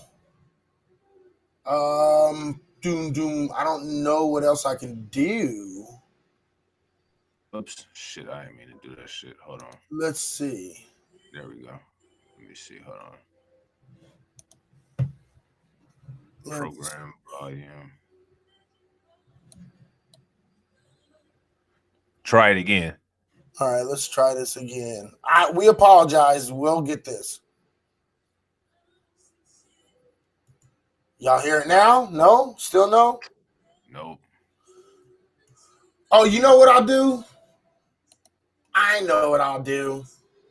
watch this. Oh no, I can't because I'm not on OBS right now, so I can't even do it on OBS. All right, so this is what I'm gonna do. I'm just gonna play this, but I want you guys to watch. I'll kind of narrate it real quick, but let me see. So yeah, I'm just gonna let it play, and I just want y'all to see this real quick. It's only 2 minutes. It's not even that long, so we'll just play it real quick. I want you to see the video that they released. You can go find it, and you can find it on HuffingtonPost.com and a whole bunch of different places. I'll just let it play real quick. Oh shit! Hold on. There we go. She's talking about how the city is going through a lot about how they're hiding raids when they're going into people's houses they're the wrong houses. And that's basically what this is all about. Most of this is really all about where they've been exposing the city for constantly over and over and over and over. Here, let me do this. For making raids, right? That they're going into the wrong homes. They're not going into the homes. And then when they go into the wrong homes, what they're actually doing is they're not reporting it. They're not telling everybody about this. And that's the woman who was, they raided her house, this lady right here. And here, and she's telling her she fought to have this released. She fought over and over a long time to have this released, and they were trying to block it every which way, like Laquan McDonald. And this is them kicking in her door. They're only showing you bits and pieces because it is kind of graphic. And then what you see is when they get inside the house right here, they have their guns drawn, and she's quite literally out here in naked. And that's her right there. This is her. You see her. I don't know. Y'all see her blurred up right there. She's just standing there, handcuffed, while they run and rummage through her house. Did they find anything? Was there? So she was completely innocent, and she had to go through that. Completely innocent. They went to the wrong address. Completely innocent. This woman didn't do anything. She didn't break any laws. Nothing. And it's taken them like 2 years to get this, like a year or something like that, a year or 2 years to actually get this information out there. This is what the police are doing. They're taking advantage of their power, not releasing things that are guaranteed to make her look bad, make them look bad. And, you know, this is the kind of stuff that is absolutely like messed up. This is the police overstepping boundaries, doing what they want to do, and trying to protect themselves. And I gotta let you guys know, a lot of people sit out here, and when we talk about police killing somebody or police shooting somebody or running somebody over, which just recently happened. Yeah, that shit just happened in Arkansas. Right, just happened, and we got that video too of police running over. They're always like, well, these are bad cops, but not all cops are bad. Well, look, check this out. Let me explain something to you. If you're a cop that knows something bad that happened and you're silent about it and you're not doing nothing about it, you're not calling it out, you're not exposing it, you're just as guilty as them dirty cops over there. You're just as bad. And this is why most police officers are corrupt. Do not get it twisted. You are just as corrupt as the police officer that's killing people, the police officer that's stealing drugs or stealing money, the police officers that are trying to get away from beating somebody. Yep. You are just as guilty. And that's just the bottom line of it. You can't sit here and you cannot play this game of innocence when you are complicit in trying to hide and fabricate fucking crimes that are being committed against citizens. All right, so you know this is the problem with what's going on. I mean, it's unfucking believable, bro. It's crazy. Yeah, now we get to ask everybody's favorite question. What's going on in Chicago? Right? You know? What is going on with Chicago? What is going on with all these Chicago, people that are, getting killed, and these police officers that's going around just doing fucked up shit. I'll tell you, the police, for the most part, they don't really answer to a boss the way that we think that they answer to a boss. You know what I'm saying? They answer to the fraternal order of brotherhood that they have, the blue wall, and they'll do anything, because the thing is that they know in a situation like that it's not supposed to be a male on female officer. What they should have did was make sure they had the area. They should have made sure they had the area secured. And once there was no threat, they should have called in female officers to take care of her, especially seeing how she was naked. You know what I'm saying? They would never allow nothing like that to go down at a jail ever. Right. Right. What's up, Johnny? How you doing, brother? How you doing?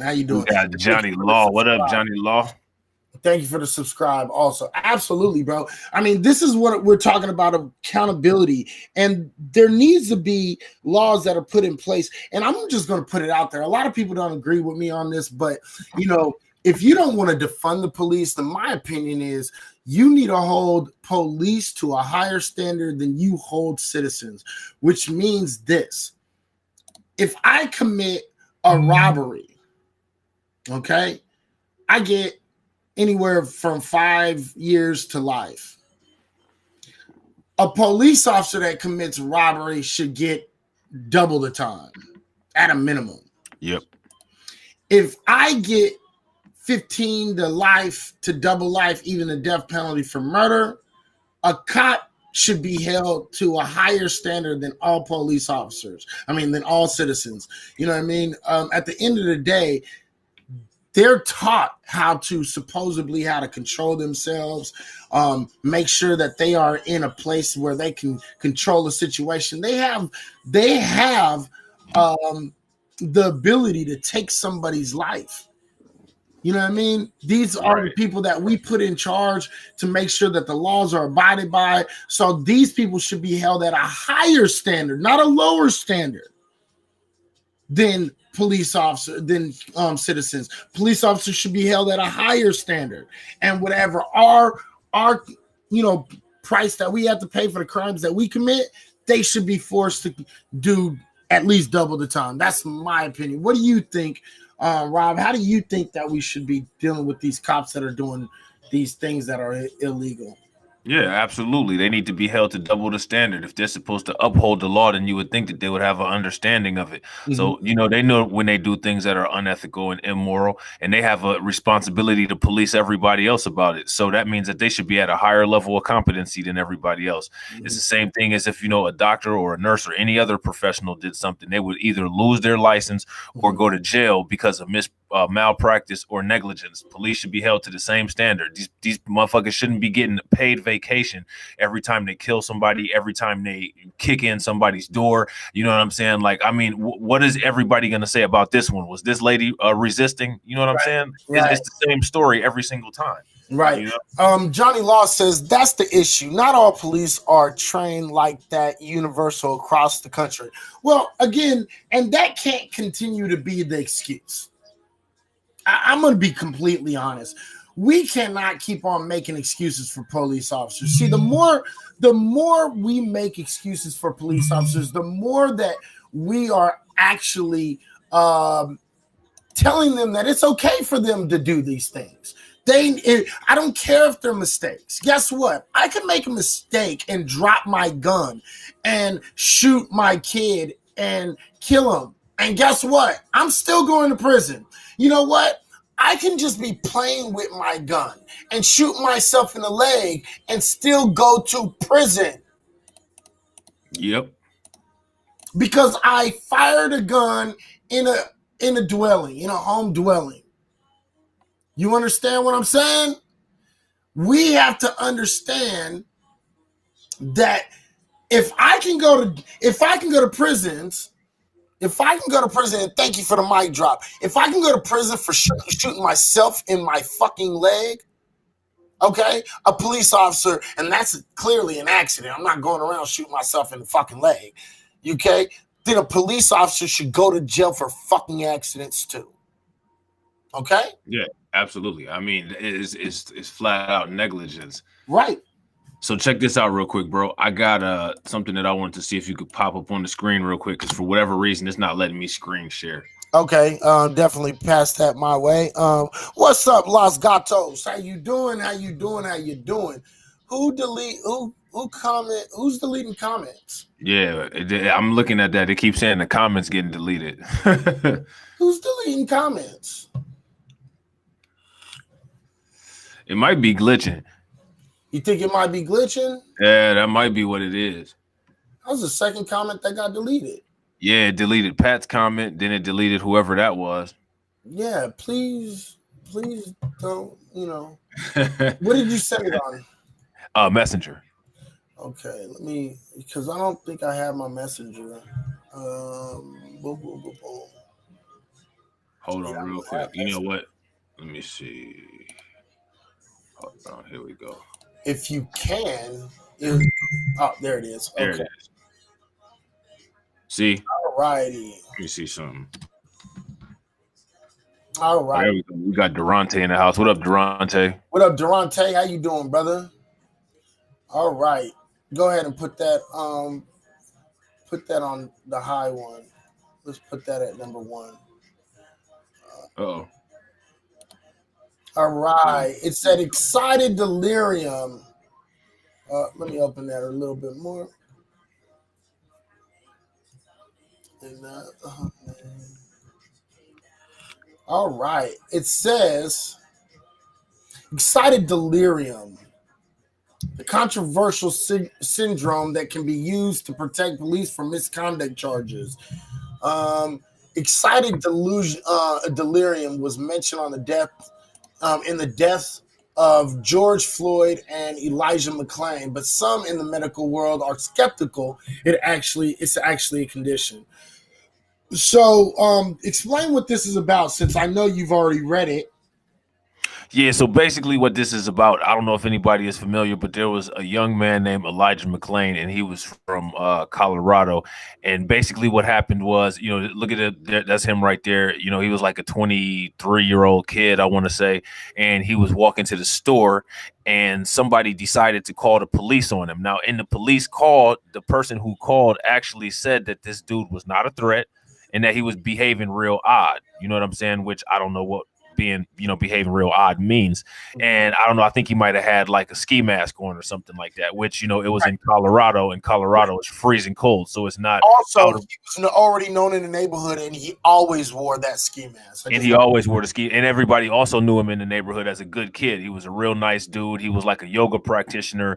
He volunteered, did a lot of, nice stuff to people. And then the police got hold of him at that gas station, and now he didn't resist. You know what I'm saying? There was no resistive arrest. Right. He said, I'm a pacifist. Yeah. So I know. Exactly, bro. And they called the EMTs to administer a drug called ketamine. And see, when it comes to ketamine, you have to have the weight of the person in order to administer it properly. And since the doctor didn't diagnose it, I'm sure they just injected him with a full vial. Mm-hmm. And what ended up happening was his heart stopped. He was in the ER. He stayed in the ICU for 3 days, went brain dead, and they had to take him off life support, and he died. You know what I'm saying? This kid was like 20 years old. You know what I'm saying? Like, so the only thing that they did, they think they're going to correct everything and say, well, now EMTs can't they can't use ketamine. But like, here's the problem though. This excited delirium is not a real diagnosis. It's not acknowledged by the American Psychological Association, and it's not acknowledged by the American Medical Association. Right. The only medical association that acknowledges this as an actual diagnosis is the Emergency Medicine Physicians Board. You know what I'm saying? And that's it. So none of the major academic governing bodies in healthcare recognize this psychosis, this state of psychosis or whatever. Now the problem is that Joe Biden, a lot of people said that they voted for him because of the whole defund the police thing. Mm-hmm. he just recently stated, he said it in that Zoom phone call with those civil rights leaders, and he's put it on paper that he's actually going to put money into the police. So he's actually going to fund the police. And one of the things that he's funding is psychiatrists. So now he's going to have a professional. They're going to have a professional there that can actually deliver this diagnosis. So now they just basically writing diagnosis to have a license to kill. That's the problem I have with this. I mean, you know, there's no evidence of it. There's no empirical evidence or ways to diagnose that somebody has, quote, excitable delirium. You know what I'm saying? Right. No, and you know what? And that is actually a problem. And this is the thing. Again, we're giving more money to these people in order for them to. Oh, see, my dog wants to go out again. This dog is just starting to irritate me right now. Like always at the best time. Yeah. Now he's looking at me. I'll be right back. Hold on. Go ahead, bro.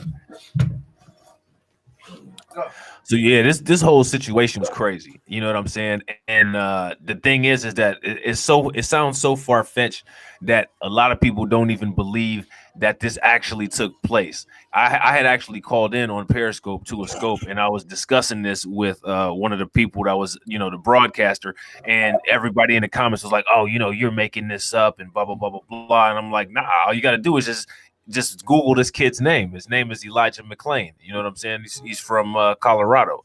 But, you know, this kind of stuff, and people want to stay blind to it, you know. And there wasn't a lot of hoopla about this, you know. So there was. You came on a little late on this case. No. When I'm saying about the hoopla, the whole hoopla thing was about the fact that he was killed. You know what I'm saying? They didn't go to the root problem, because this whole EMTs administering ketamine thing, bro, this has happened like 30 times, and people have died maybe about 20 times out of the 30 times that this has happened. No, absolutely. Okay, see, on that, yeah, that was a little bit not as covered as much. You're absolutely right. So what was I talking about? I was saying, because I had a really good point that I was going to bring out.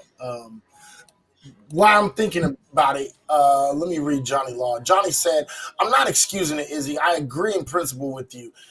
In Philly, before the election of Walter Wallace, Walter Wallace case is an example of the police lack of de-escalation training led to 14 shots being fired.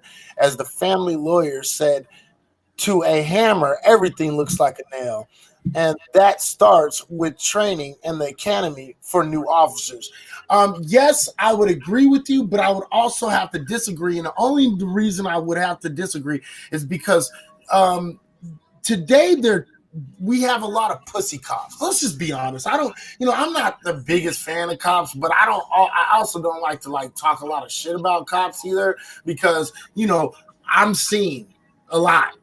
Clearly, I've been doing podcasts and I've been doing streams for 5 years. So if cops come in and watch my shit and they see me, you know, I don't want to be a target. Okay, so I don't really like to say this type of shit. But, you know, if I need to say it, I'm going to say it. And guess what? We have a lot of pussy cops out here. We got cops that are afraid of their own damn shadow. That's what we have. And the problem is 20 years ago, okay, and this is what a lot of people don't really understand. 20 years ago, 30 years ago, 40 years ago, guess what? There was more crime. There were more murders, and there were more things that were going on, okay? And I want you to understand that you have more cops that had never even unholstered their gun than today, because everybody is always unholstering their gun for some odd reason, because it's really funny that we're in a less violent society today than we were in 30 years ago, but yet we have more aggressive cops. We have cops that are in bulletproof vests. We're in cops with riot gear and armor. These motherfuckers look like they are the military. Okay, they're more aggressive. They're more, abusive. They get away with a lot more, and they're more trigger happy. Okay. If you were to make the police, and I've actually done this on my other scopes, and I'll do it again if anybody want to question it. I actually did the numbers, and a lot of people like to point out, they love to say, 13% of the population commit, black folks commit 51% of the murders in the United States, blah, blah, blah, blah, blah, blah. Well, here, let me give you another stat, okay? If black folks commit 51% of the murders in this country, if there was the same number of fucking police as there were black folks, police would kill people 4 times, their amount of murders would be 4 times the number of black folks in this country. Okay? It's just that simple. Okay? Police kill a lot of people. There's 790,000 police officers in the whole United States. And they kill more people than anybody else by ratio. You see what I'm saying? By ratio. Not necessarily like in number, but by ratio. When we put all the numbers and we stack all the numbers together and we make everything even, police kill people at a 4 times higher clip than black folks. At a 6 times, something like 6 times higher than white folks, something like 22 times higher than Asian folks. They kill people ruthlessly. Well, I'll tell you what, as far as those 13% and 51% statistics, here's my thing, right? So if they studied statistics, then that means that they've been very well studied. And that means that they probably studied the Moynihan report that came out in 1960. And basically, Patrick Moynihan, he actually put together a paper and submitted it to the government about the reason of why those crime rates may increase. And the reason was that he came up with, and this is a white guy that was in the government, is the fact that black people never had proper restitution after slavery, and they were introduced into society without rights and would have a difficult time developing a culture because they were released into an environment where they weren't able to properly assimilate because we didn't have any rights. You know what I'm saying? And he said that would progress over time. And one of the things that would happen would be low marriage rates, high divorce rates, high crime, and low graduation rates. And for the most part, everything that he projected has happened. So the thing is that this study came out in the 1960s, 1970s. So as far as the people who want to sit there and complain about 13% of the population, 51% of the crime, I have to question your complaint, because if you complain about that and then turn around and say that you're not in support of restitution to repair the damages that were caused, by slavery, then you can't be upset about the 13% of the population committing 51% of the crime, because you are a part of it. You're complicit. You're a proximate cause of it. So you don't get to complain about it. It just is what it is. Patrick Moynihan put it out there. He gave it to the president. Everybody sat on it. You bring it up today and everybody gets pissed off and emotional about it. So there you go. You got 13% of the population committing 51% of the crime. Everybody likes to talk about murders. I have to correct of the murders. Of the murders. Right. But the thing is that so it's complicit. You know what I'm saying? Absolutely. So you kind of can't complain about it if you're facilitating the problem, and you're facilitating the problem by not addressing the root cause. And the root cause has been known since the 1960s. The government did their own independent report on it, and it's on the archives. The Patrick Moynihan report is called A Case for National Action: The Negro Family. I mean, there it is right there. So anytime anybody wants to complain about inner city, or high crime rates, divorce, any type of dysfunction that goes on in the black community, take a look in the mirror. Anytime anybody brings up any type of restitution, you know what I'm saying, it's always shot down. So that's why people get shot down in the hood. Real quick, Johnny Law says, well, the term defund, as used by many of those advocating that never meant in their minds actually defunding the police, but rather redirect resources to social workers and psychologists, professionals to deal with such issues. In a sense of Biden is living in the past. Right now, again, but it was actually a defunding of the police. It's taking away some of their money so they couldn't keep on buying all this extravagant shit that was just lethal, a whole bunch of lethal shit and a whole bunch of shit to try to keep them alive. When we know for a fact police are at a very low rate being killed. The fact of the matter is, more police officers are killed in car accidents than any other thing. Next thing, I believe it's suicides, or it's either suicides and then car accidents, or car accidents then suicides. That's how police die. The number of police officers that die in the middle of service, like in the line of duty by a criminal, is rare. And most times that they actually do die in the line of service due to like a crime being committed, most of the time it's done by white folks. It is not done by black folks. As a matter of fact, a police officer just recently died. And guess who did it? Actually, two of them died. And guess who did it? A white guy. Not a black dude, but hey, you know, it is what it is. What's up? The guy that got ran over in Arkansas was a former police officer, and his wife is the current police officer. Oh, shit. Oh, wow. Wow. How about that? Let's see. Let's read some of these. Suburban people patrolling the inner city is the biggest problem. I actually kind of lightweight agree with that. I don't think it's the biggest problem, but I think it is a big problem, because when you have people that do not live in the neighborhoods in which they patrol, they're not used to the way people act. They're not used to the way that they respond to things. They don't know, so they are easily triggered. They're easily go into defense mode. And then the very first thing they do when they go into defense mode is to grab their gun. And then that's the quickest way for a fucking regular citizen to get shot and killed in this country. Absolutely. I am with you on that one. Let me see. Tony D, what's up with it, brother? How you doing? I appreciate it. Tony in the house, everybody. That's my guy, man. So welcome to HAP. Tony, let me see. I see Muncher and Eleanor are having a conversation, so I'm going to leave those alone. Let's go to Muncher again. He said, why people don't want to give up their stakes? You think that they going to give up their restitution? Yeah, that's true, too. Where you going to be after Periscope ends? I'm going to be right here on HAPS, HAPPS, baby. That's where I'm going to be. This is where I'm doing it. I'm also going to be on YouTube. My YouTube is going on right now. It's Reality Check. It's Reality Check Virtual Radio. You can check that shit the fuck out.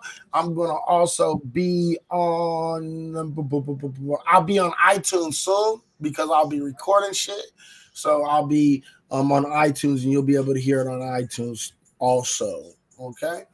Let me see. My dude, what's up, Tony? How you doing, bro? Johnny says, I predict Biden and Kamala specifically as VP. I predict Biden and Kamala specifically as VP will be push a policing reforms within the first 3 months. I don't think so. Yeah, I gotta agree with you, Izzy. I don't think so either, for a couple reasons, but go ahead. Oh, no, you go ahead. I'm going to get a drink. You go ahead and spit your reasons, and I'll be right back in 2 seconds. I don't think that they're gonna go with the police reforming, for one, because they're not really going with the progressive agendas right now. You know what I'm saying? As soon as Joe Biden won the presidential election, the first thing that happened was Obama came out and started trying to turn down the defund the police and all of that kind of rhetoric. Now, we could say that it was semantic. You know, they didn't like the way that it was being phrased or whatever. But, you know, as far as police reform goes, for the most part, that has to take place on a state and local level. You know, as far as the feds are concerned, the only real police reform that they can do is basically U.S. Marshals, because that's the only police department that the federal government actually has any kind of jurisdiction over. They would have to provide funding and provide incentives in order to guide, you know, those local and state, you know, the sheriffs and local police departments, highway patrol and all of that kind of stuff to move in the direction that they want to as far as the reform goes. But it's still up to the state and local governments if they choose to do it. And a lot of these places, they may not feel that they want to do it, or it may be places where it's not feasible to do it. You know what I'm saying? Like for me, for instance, right? I don't know if you're familiar with LeBron James, but you know, I live in the city that LeBron James is from, and we got some of the worst areas in Ohio in this city. And you know, I see a coworker, you know, that loses a family member every day, and we don't have problems with, you know, like the racism as far as police go, because we got a lot of black police officers here in Akron. So, you know, we don't need that. So we don't need the federal government coming in telling us how to change our policing, because that's not a problem that's specific to us. You know what I'm saying? But, you know, in other places, you know, like Minnesota, Wisconsin or something like that, that might be a problem.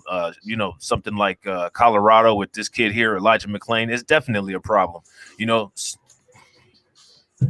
No, you're absolutely right. I agree. Now, me personally, I'm from California, so I know about Kamala Harris firsthand.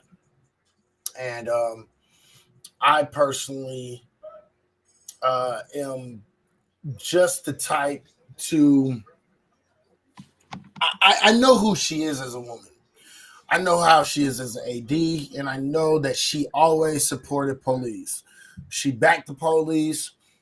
She protected the police. She threw out files that would have implicated a whole bunch of dirty ass cops. I don't know if you say these things, but this woman is and always has been a person who backed the blue no matter what. So she went out of her way to prosecute single black mothers, putting mothers into jails strictly because their kids were truant. I mean, and in that case, the child had sickle cell. You know what I'm saying? And the mother was already working with the school to try to get a special you know, attendance program in place for the daughter. Right. And they still put the woman in jail because Kamala Harris wanted to make an example out of somebody. Right. And she's a dirty cop. Right. Not only that, but she went off and she convicted a guy that was clearly innocent of the crime that he was accused of. He later got his freedom, and even after they had conclusively, completely, and utterly cleared him of the charge, Kamala Harris was still trying to keep him in prison. Mm-hmm. Okay, she is not a person that is working with our community. I want y'all to understand that shit. Okay, this woman is not for citizens. She is definitely back in blue at every single turn that she possibly can. So I'm not the biggest fan. And honestly, in all fairness, I honestly don't think that she even backs the blue. I think that she backs her own agenda, and that she just happens to be a dirty cop. Because here's the thing: this woman, while she was the you know, lead DA or prosecutor or whatever in California, she was pro capital punishment. She was pro you know, death penalty. The only time she advocated against the death penalty was when a cop got killed and they arrested the guy that killed the cop. He was up for the death penalty and she advocated for him not to get the death penalty. So I don't even think she's for the blue. I think she's just for herself and whatever fits her agenda to get where she needs to get. You know what I'm saying? Yeah. Real quick, I want to give a shout out to Eleanor. Eleanor, you are showing much love tonight. I totally appreciate it. Already given like $2.50. I appreciate it. Pat Voss gave up 60 cents. Bay Bree with 20 cents. Her Impressive with 10 cents. Everybody that has been donating and dropping awards tonight, man, I want to say thank you. You know what I mean? I appreciate it. We both appreciate it.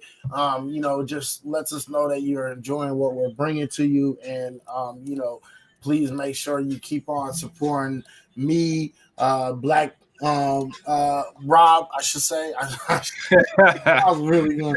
Okay. Rob, and make sure, you know, I appreciate, we totally appreciate it for real. It's awesome.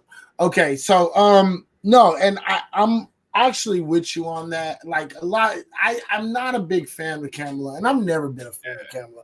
I've never been a fan. And don't get it twisted, people. I don't like Biden. I don't like Kamala or Kamala, however you want to say her name, but I don't like Trump either. So don't get it twisted. Don't start thinking that, you know, I'm this Trump fan, because I'm not. Okay. But see, people like to make that they like to draw that conclusion. You know what I'm saying? If you say anything negative about one politician, then people jump to the conclusion that, you know, you're automatically for or with another politician. When in my in my opinion, when it comes to politics, especially for Black people, it should always be policy over party, because what people got to understand is that, you know, the segment of the population that we're in, there's never ever going to be a politician who's going to be able to focus 100% on us. For one, the other branches of the government are not going to let it happen. You know what I'm saying? And for two, you know, the entire, you know, for the most part, 90% of the rest of the population would have a fit, you know? So we got to do what we got to do and use that political strategy to get the best that we can get from whatever politician is in place, like what Ice Cube tried to do with that contract for Black America. Right, right, absolutely. To make sure we get tangibles for everything. So, again, this whole situation with the police is it's a really shifty situation, and make sure that you guys are paying attention to it, because, you know, excuse me, I tell a lot of people this, and a lot of people don't really get it until it's too late. But when people accept the dirty shit that the police do to Black folks and then other people of color, the fact of the matter is I need all of y'all to recognize this shit. What happens is they start doing it to your group because you've already okayed it. You've justified it to them, to their superiors, to the politicians. You've justified it. So the minute it happens to somebody in your group, to somebody in your family, to you, it's too late. They don't care.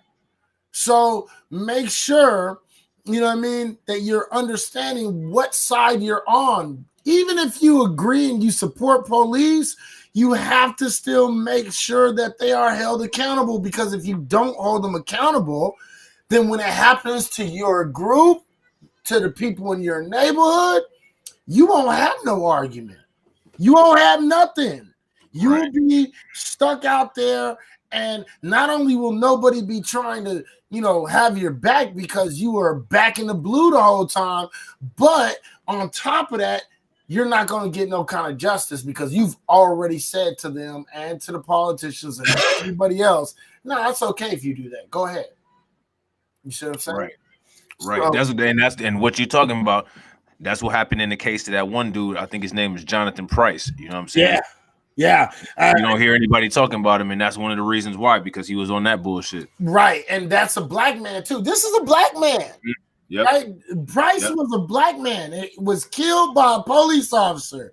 And you know why the Black community didn't really, you know, Black folks was like, yeah, I don't like the, you know, there were still Black folks out there talking about, yeah, you know, I didn't like what that dude stood for, but he's still a Black man that was killed by the police, right? And then a vast majority of Black folks was like, yeah, you got exactly what you deserve.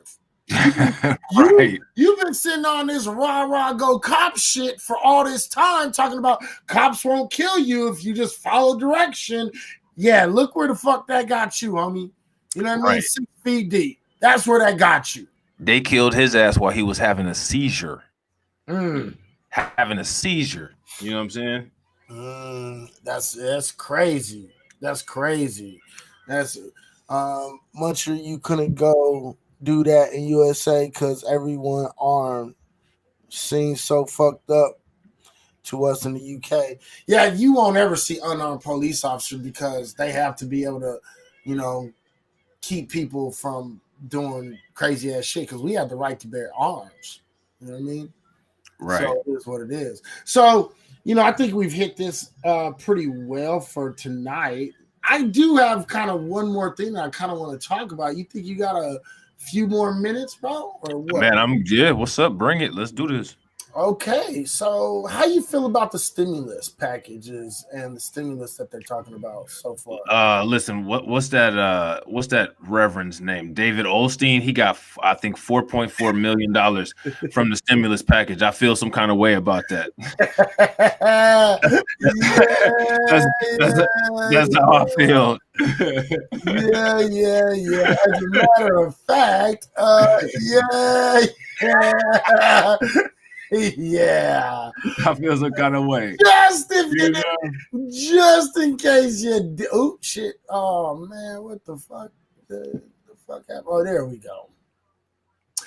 Just in case you didn't know, okay, mega churches are abusing the stimulus.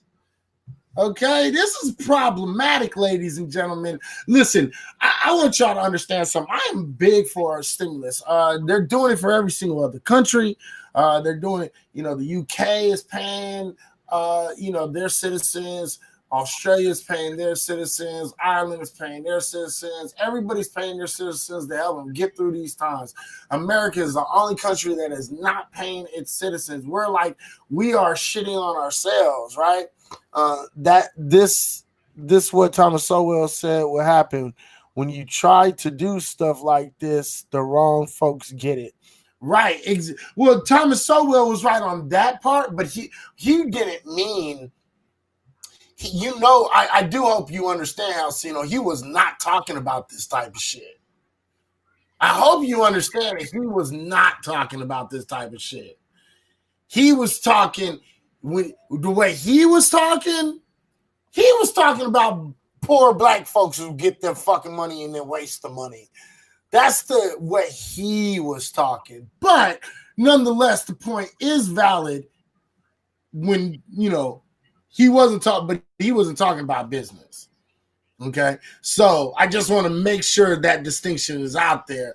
But point well taken, true. Okay. So right now we're dealing with this. Let me see. Rena said we ain't getting nothing over here in Germany. Yeah, I can't speak for Germany. can't speak for Germany. But if you're not getting it in Germany, I'm so sorry. You're getting shafted just like we are. Instead of worrying about a small check, go attain gainful employment and stop relying on the government. For fuck's sake. Dead weight, with all due respect. Yeah, that's not respect. And actually, that's about the most. That is actually super disrespectful. Okay, that's like ultra disrespectful. Okay, who relies on the government, right? And because when you say that, you're automatically assuming that people are not fucking holding their. No, it's not fact.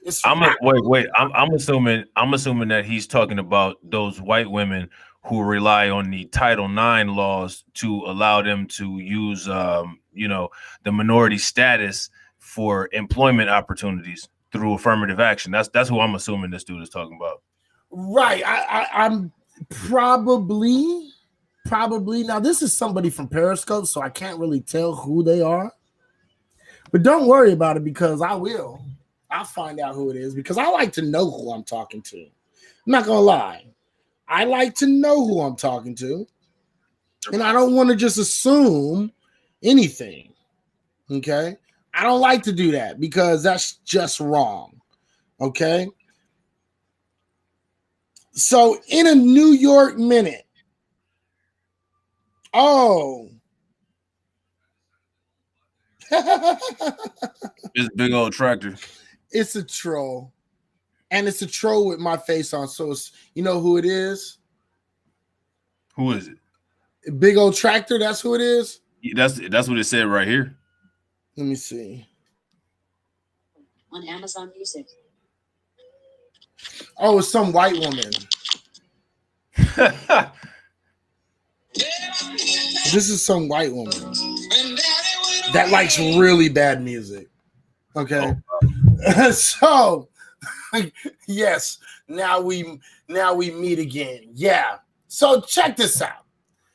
Okay. No, that's not your face because it's quite literally my face, dumb fuck. You think I'm dumb?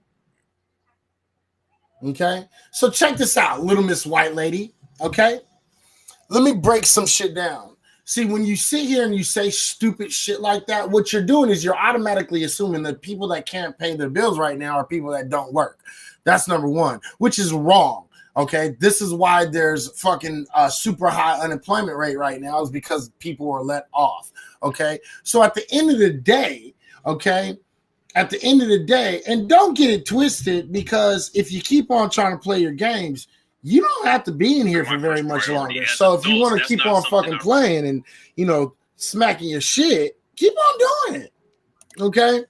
So when you sit here and you keep on talking a whole lot of shit and assuming people fucking are just dead weight. No, they're not dead weight. These are people that fucking quite literally do the jobs that you won't do. Okay. Joel Ornstein is dead weight. I mean, he got what, $4 million to sit in this nice plane. That's a bigger handout than I've ever gotten. Right. And so the thing is at the end of the day, you know, what you're doing is you're in I actually have another one too. I'm gonna actually show that. Watch this. Hold on. I'm gonna show this real quick. I'm gonna grab it because I just got done reading this article. Okay. So what's up, Wigga? How you doing? Wigga hooked it up with the Listen Up Award. Yeah, she did. That's what I'm talking about. Because actually there's an article that just came out not too long ago. Here it is right here, and you can go check this shit the fuck out. Boom, boom, boom. Let's put this back on the screen real quick, and let's put that right there. So this is an article right here that quite literally says it. America's biggest companies are flourishing during the pandemic and putting thousands of people out of work. This article actually entails quite literally how the people in these big conglomerate companies are laying people off, okay, when they have the money and they're receiving the funds to keep all of these people employed and to pay them a regular wage. Not only that, but they're putting more work on the people that they keep on as staff, and they're keeping their price, they're keeping their pay exactly the same. So what they're doing is they're actually profiting during this whole pandemic, and that's what's going to happen again. They're going to profit. They already profited once. They're going to do it again. The only people that are actually living through this whole fucking pandemic is actually fucking big business. Big business is the only group that is actually prospering. Everybody else is losing. Even if you're in the middle class, you are ultimately losing. What's up? There's one more group that's doing great, and that would be billionaires. Jeff Bezos, Bill Gates, and Mark Zuckerberg increased their wealth by $10.8 billion during the COVID pandemic. Right. And we're talking about this dude, Jeff Bezos. Now, this dude is a fucking, I'm just gonna say it. Jeff Bezos is a piece of shit. Okay. Facts. This is a dude that, how much is this motherfucker worth again, bro? If you don't know, look this up real quick. Because I know he's in the billions, if not trillions right now. Billions. Because I know he's the richest man in the world now.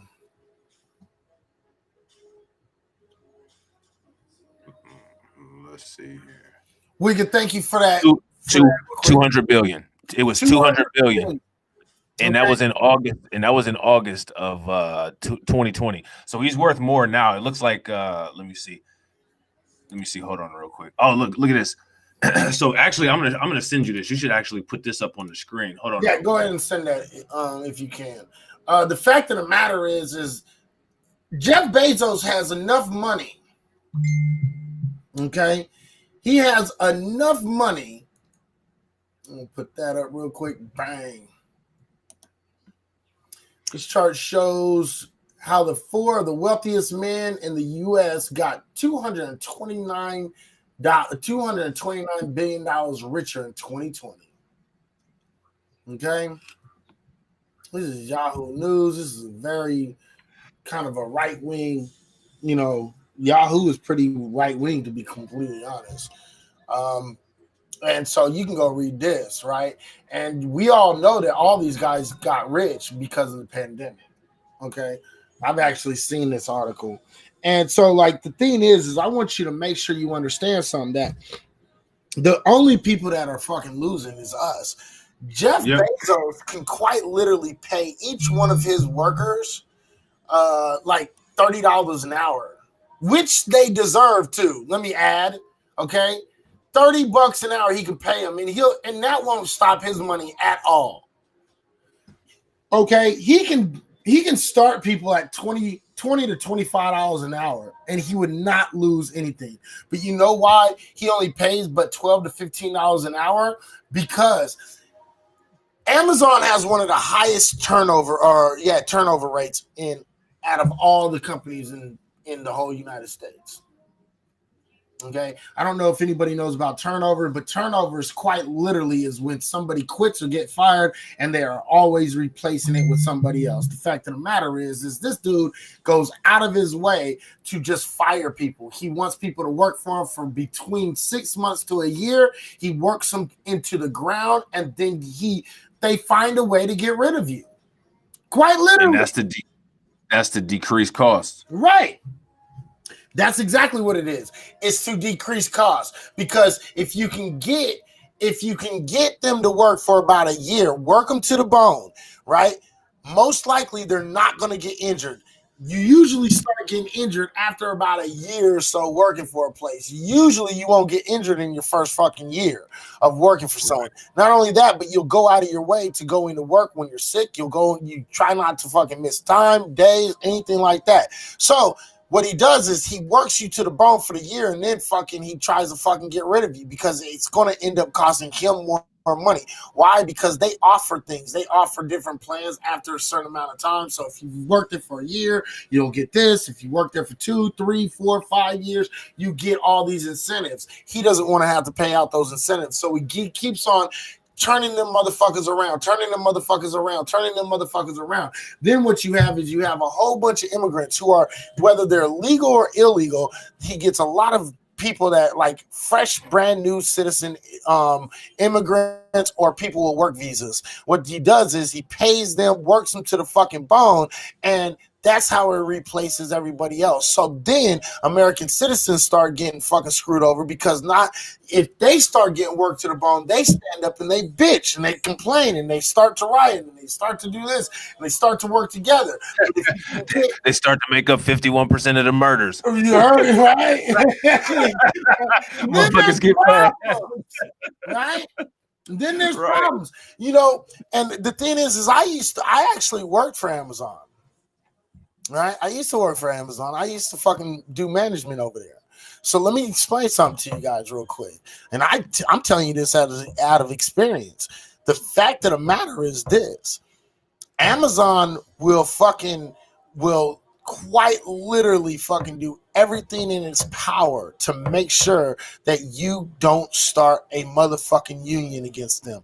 The scariest thing to Amazon is a fucking union. Okay, the scariest thing in the world for Amazon and Jeff Bezos is a union. Quite literally, in his introduction, when you go to Amazon and you get a job, you know what the 2 videos you're going to watch is? One is going to be about sexual harassment. The other one is about fucking how unions are not wanted, not needed, and we do not support having a union. No bullshit. Yep. Those are going to be your 2 longest videos that you watch when you get a job at Amazon. I don't give a shit where the fuck you are. And probably the one that comes in a very close third is that you will be drug tested immediately after an injury and then go to the hospital. Right. They don't even do that. What they do is they just tell you you're going to be drug tested. You know what I mean? Right. And they don't even, and here's the funniest thing. In a lot of cases, they don't care if you have drugs in your system when you got hired. But if you have drugs in your system and you get injured, oh yeah, you're through. Facts. You're through. Facts. You're through. Okay? Facts. It is what it is. Let me see. Let's read some of these comments. Let me see. Only while they're down, though. I don't know. Work them right to the 1 hour short of getting insurance. Right. They do that shit all the time. Halcino, my bad, wrong person. All ears. Let me see. She's talking too much. Yeah, I've heard that. And that's a lot of major businesses in the private sector. Absolutely it is. It is a big problem with a lot of different companies. A lot of different companies do this. They try to get low wage. This is why Amazon makes so much money. And then they added to making money because of this whole pandemic. So now the grocery portion of Amazon, what that they quite literally opened maybe a year and a half ago, guess what? The fact of the matter is that shit wasn't doing very good at first. Now that shit is popular. Oh yeah, that's why you see those numbers with that money exploding. I sent you one article. I'm gonna send you one more real quick about this. Let me see. Hold on. Well, see, the thing is marijuana is legal out here in California. So he catches them. What he does is he catches people on technicality bullshit. That's what he does. All right. Coronavirus has widens America's vast racial wealth gap, steady find. Wow, that's crazy. Facts. It says the coronavirus pandemic has proved a bonanza for billionaires and further widened the enormous racial wealth gap in the U.S., according to the new report released Friday. In 12 weeks between March 18th and June 11th, the combined wealth of the all U.S. billionaires increased by more than 637 billion to a total of, wait, let me see, what is that? Billion to trillion. So 3.58 trillion. More than the entire wealth of the U.S. 59 million Latinx population combined, and equal to 3/4 of all Black wealth, according to an analysis by the Institute of Policy Studies, IPS. Wow. The report is called White Supremacy as Pre-Existing Condition, 8 Solutions to Ensure Economic Recovery Reduces the Racial Wealth Divide. Okay. The top 5 billionaires, Jeff Bezos, Bill Gates, Mark Zuckerberg, and Warren Buffett and Larry Ellison, saw their wealth grow by a total of 101.7 billion, or 26%, between March 18th and the June 17th. They captured 17.4% of the total wealth growth of all 600 plus billionaires in the last 3 months. The fortunes of Bezos and Zuckerberg together grew by nearly 76 billion. And it keeps on going on. This shit is crazy. Crazy, bro. Crazy. Okay? This is what it is. All right? Yeah, people don't come high in chucking parts. Okay, you know what? People, you know what? If you're too stupid to know what the fuck motherfuckers do when they're fucking smoking pot, then you don't really have nothing else to say. So say something else stupid, like motherfuckers is chucking shit at work while they smoke pot. I dare you. Oh, you can't make it up. Okay? You can't make it up. You can't. You really the fuck can. You really can. You really the fuck can. Oh shit. Like, really? Like, cause niggas is acting like fucking monkeys when they fucking get on some fucking pot. Oh Put your shit. dukes up and shut up.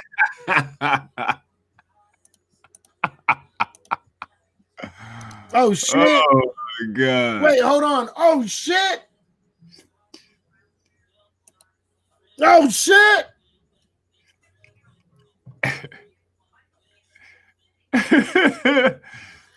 Guess bet I won that fight, motherfucker. I KO'd that ass. Oh shit. You're done. You're done. You're done. You're done. Bye-bye. Bye-bye. I ain't chucking shit. Gently placing and starting and staring at shit. That's what, right. It's this. It's That's hilarious. That's a good box. I wonder what's in the box. I wonder if there's a PS5 in that box. You know how fun it would be to be playing PS5 right now instead of doing this work? Right. Like, that's quite literally, that's a pie head for you. Right. Okay? The point is, because smoking is legal, don't make it a good idea being high while you're at work. I'm not saying it makes it a good idea to be high while you're at work. That's not what I'm saying either.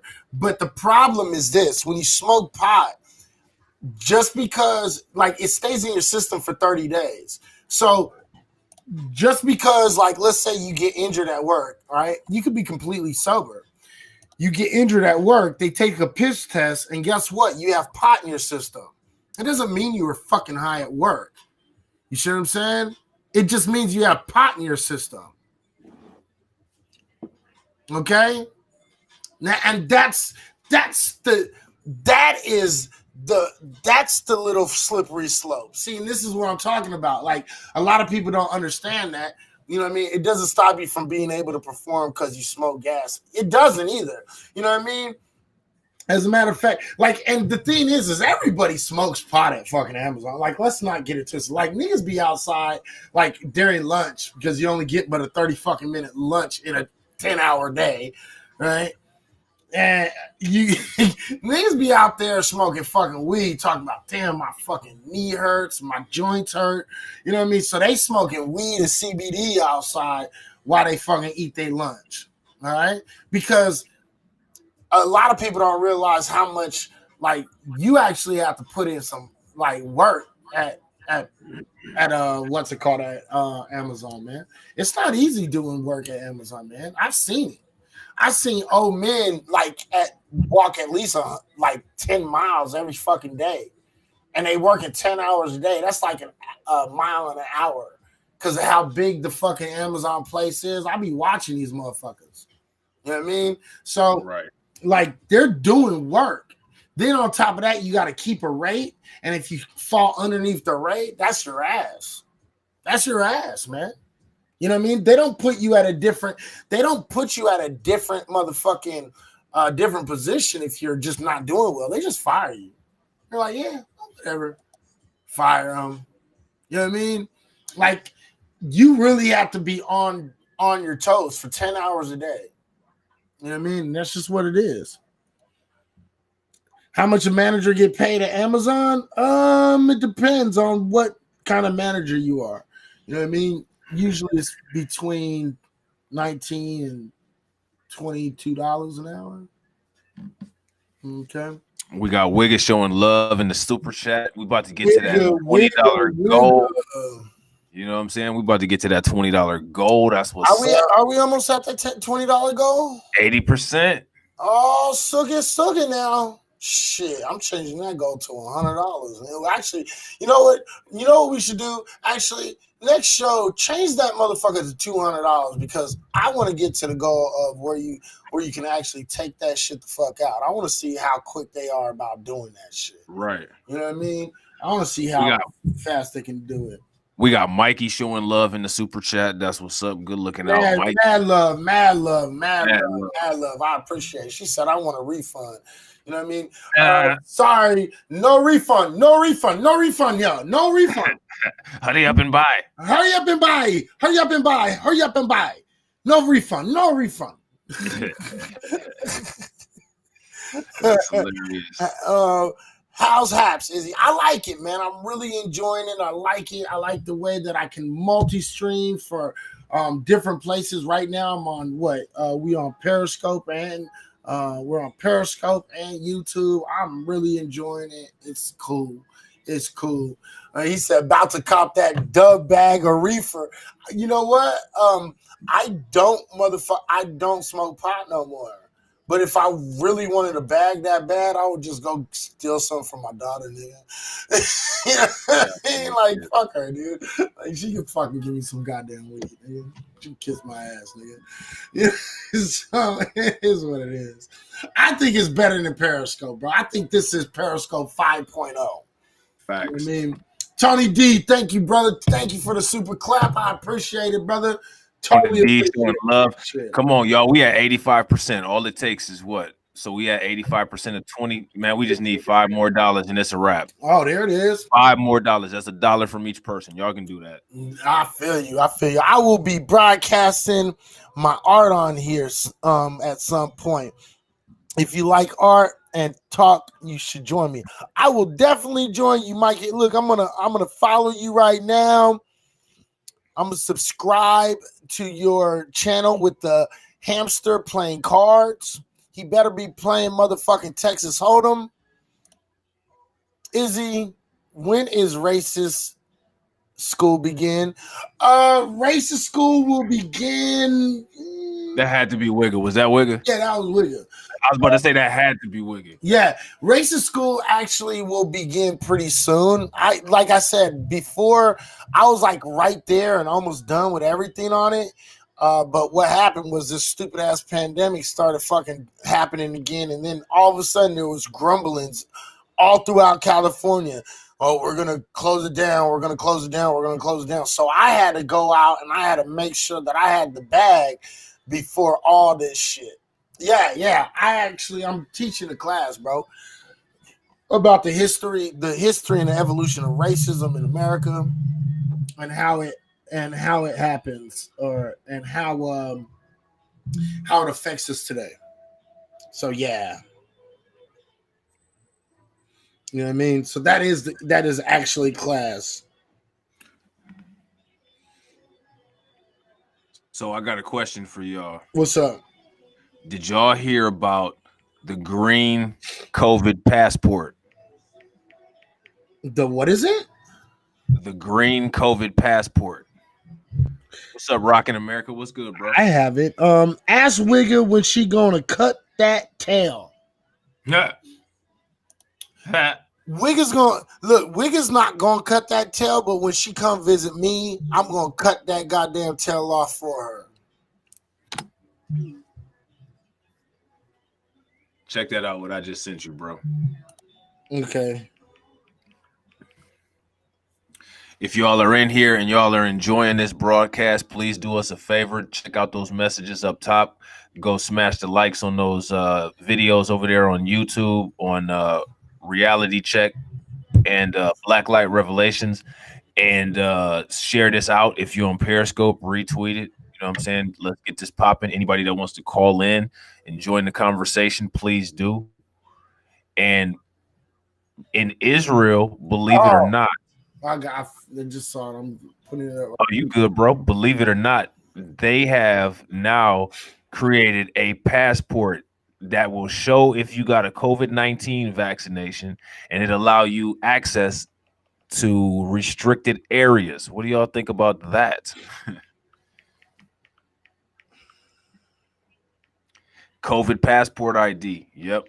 But it's only in Israel right now. But here in the United States, what we got popping off is COVID cards. And COVID cards just basically show that you've gotten the vaccine. It shows that you're either in the process of or have gotten a complete vaccine. Let me see.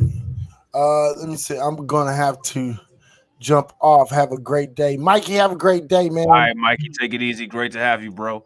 Is that new media live? New media? What do you mean? I'm not new media. And that's Rob isn't new media. Yeah, no. New media is still on Periscope, I think.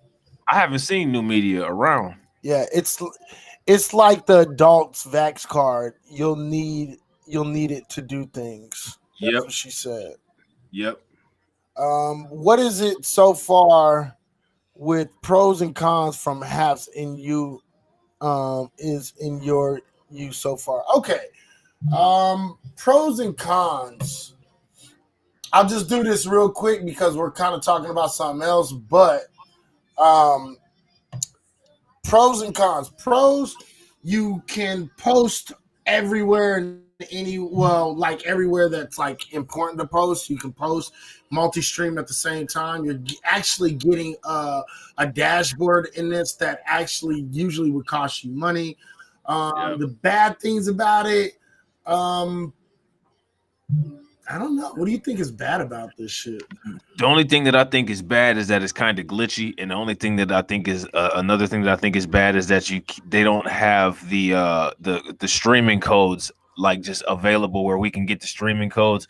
And if we didn't want to use the dashboard, if we use OBS, you know what I'm saying? Because there's some things on OBS that you could do that you can't do on here. Mm-hmm. But other than that, though, as far as like for a platform and streaming and all that, it puts everything together in a nice little package for you, so you can put something together real quick. You know what I'm saying? That doesn't really take a lot of time to put together. That's still, you know, for the most part, semi-professional, which is cool. Right. You know what I'm saying? Right. And so I like it. I really like it.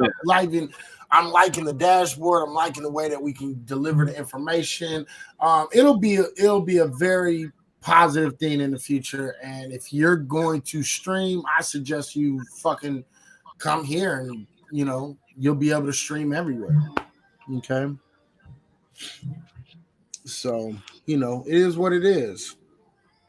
You know what I mean? Yep.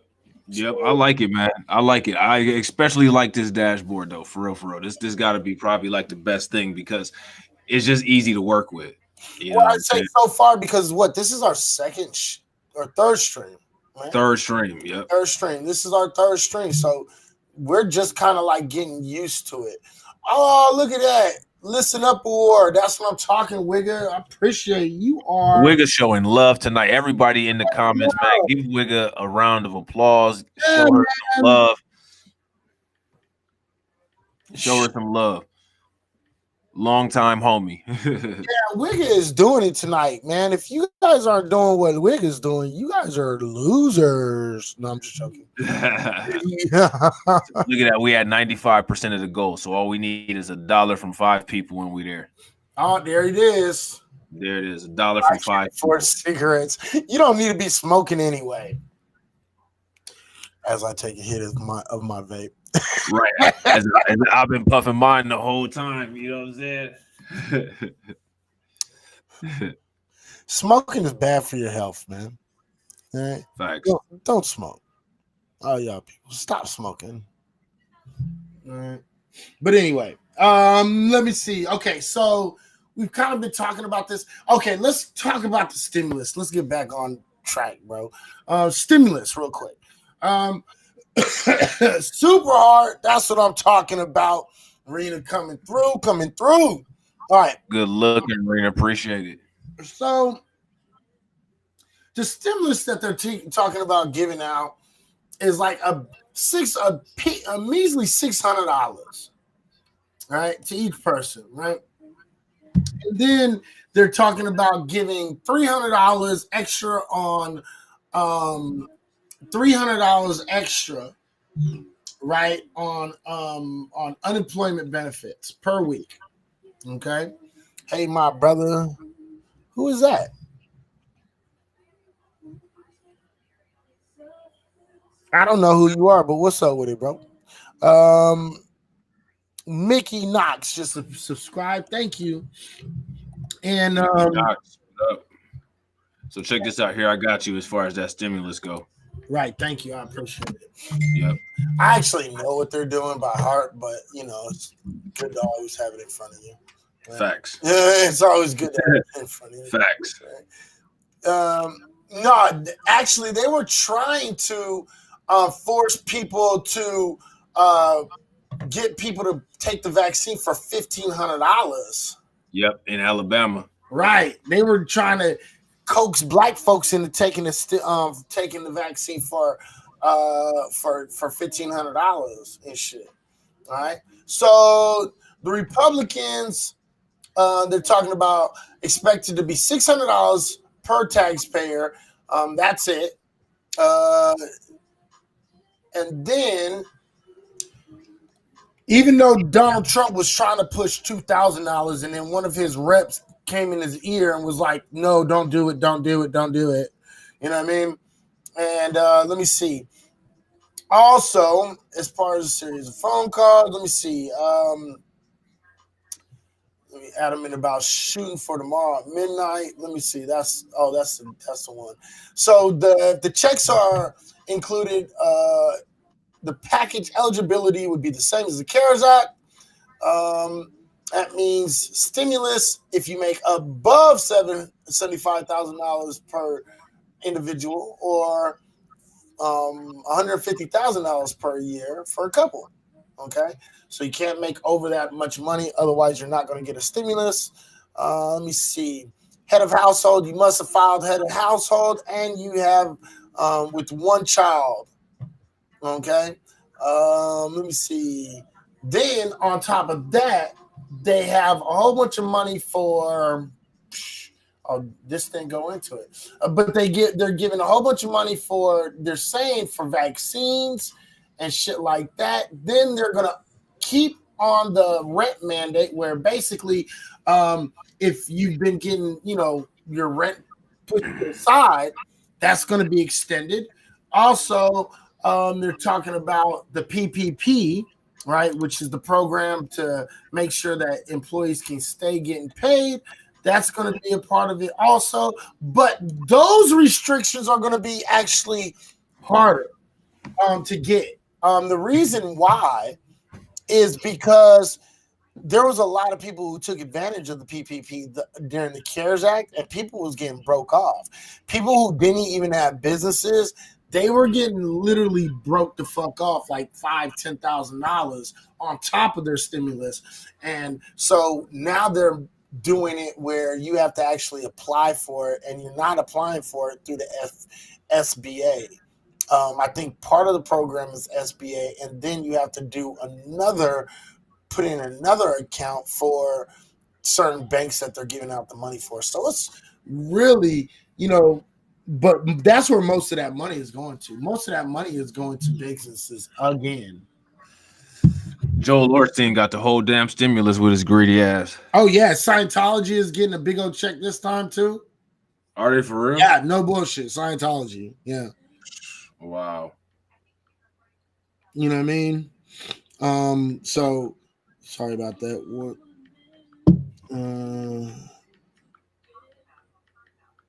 So yeah, like Scientology, a lot of religions, like mega churches and big churches like Mormons, Scientology, and then like the big mega churches in the Christian community, these guys are going to be getting broke the fuck off. Broke off.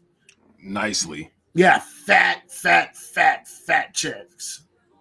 I guess my name is No on. What up, Strawberry? How you doing, bro? How the heck I get a name No?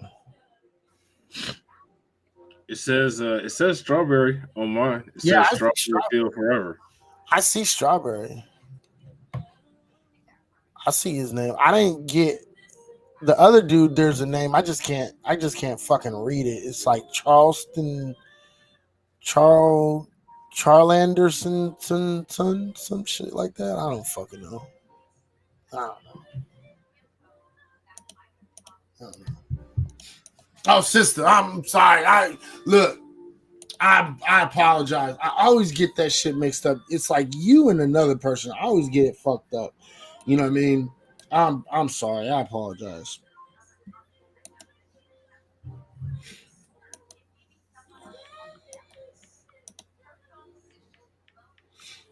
Babe Bree showing some love in the super chat. Good looking, Babe Bree. We appreciate it. Woo woo woo woo. Oh, you can't follow Marlon Wigga because Marlon is on Periscope. I think you and Haps. Yeah, you're on Haps on Wigga. Marlon is on Periscope, but he's gonna move over to fucking to Haps soon because he doesn't want to be left behind like all those other losers. You know what I mean? Oh, and this police officer did you guys hear about the police officer who held a man at gunpoint, saying that he held on to a whole bunch of what's it called? Votes. That's what it was. I'm gonna show you. What? Oh, wait a minute. Was that at an airport or something? And he got tased? Yeah. Is that the thing that Tariq Nasheed posted? Something like that. I'm gonna show it to you, actually. And then we got this broad that keeps on posing. This motherfucker right there. I heard about that shit. He was a former cop, right? Yeah, he's a Houston police captain. Former Houston police captain. Charged with pointing a gun at a repairman, believing he was a voter fraud mastermind. See, that's when you're doing too much right there. White people out here trying to be vigilantes and shit. Like, motherfucker, you guys are not Batman. Stop doing that type stupid shit. Okay? Like, stop it. That's dumb. You know what I mean? Don't do that. It's dumb. And then,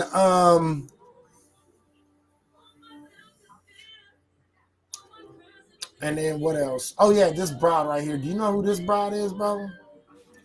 Kelly. Yeah, she's some Republican. She's a big time Republican, bro. Yeah, she out here making all the Republicans look like a bunch of racists. This is she. Every time you turn around, this broad is taking pictures with Nazis and shit. Every time you turn around, this broad is taking pictures with Nazis and KKK leaders and members. She was just exposed with taking pictures with a KKK Grand Wizard. I was about to say there was another one. Right, and now one of these guys is a former KKK leader, and the other guy, I can't remember which one, is a senator and a extreme right wing, like alt-white motherfucker. And see, that's why I say people need to vote policy over party. Because the thing is that when it comes to that kind of thing right there, all of those pictures and people, chilling with the Klan and all of that stuff, you're going to see that throughout the entire government. And that's because the entire government was based on that. Well, at the end of the day, yeah, at the end of the day, I keep on seeing like a lot of, and white people, stop doing this shit. Okay? Because it's like you're like insulting my intelligence and all other black folks' intelligence when y'all sitting around here trying to tell black folks that Democrats were the fucking people who started the KKK. I mean, like, first off, it was the Dixiecrats. Second off, I don't give two shits. You know, third off, you leave off the fact that everybody that's on the dollar bill owns slaves. Right. Fourth off, guess what? There were Republicans that fucking were KKK back then. And guess what? There's more Republicans that are part of the KKK and white nationalist fucking groups today than there were way back in the day. So while y'all sitting around here acting as if, black folks don't know that both sides fucking were racist as shit, but y'all keep on trying to put it on Democrats. That shit is played the fuck out and it's dumb. You know what I mean? Yeah, you guys are two sides of the same damn coin. You guys are two wings on the same damn bird. Y'all the same. Yep, it's just like when people say, "Oh, don't forget about the '94 crime bill," but then, yeah, okay, I won't forget about that. Just like how I forgot, like 2 sentences ago, you just said systemic racism doesn't exist when you literally just quoted some systemically racist shit. Right, exactly. Oh man, who is this? Okay, all right. I was about to change this. Motherfucker. So, like, stop doing that shit because it's insulting to black folks, man. It's like y'all think that back in the day. Look, y'all used to hang us and kill us when we tried to read and gain knowledge. Now y'all motherfuckers want to act like we don't read. It's like, man, we do read and we know history. Like, you know what I mean? Quit insulting us. That shit is like, it's just insulting, bro. To me, it's just, I don't know. It's like insulting and shit. You know what I mean? It's like, it's kind of like white people trying to teach me or any other black person about racism. You know what I mean? Like, I know racism better than you can ever know racism, and let me teach you what racism truly is. Like, come on, dude. Like, stop doing that shit. if you want to do that, show me how to get a custom made sheet that I can wear at the next Klan rally I decide to go to. You know what I'm saying? Show me how to tie a nice noose. You know what I'm saying? Show me how to tightly rope, you know, a nice braided rope around someone's throat and then to a bumper. You know what I'm saying? You do things like that. If you want to teach me about racism, teach me to do things like that. Because unfortunately, that's out of my realm of experience. I ain't never done no shit like that. Well, I can safely say I know how to tie a noose. I know where your neck is. So, with that being said, you can see into that however you want to see it. Epstein knew how to tie a noose, right? Yeah.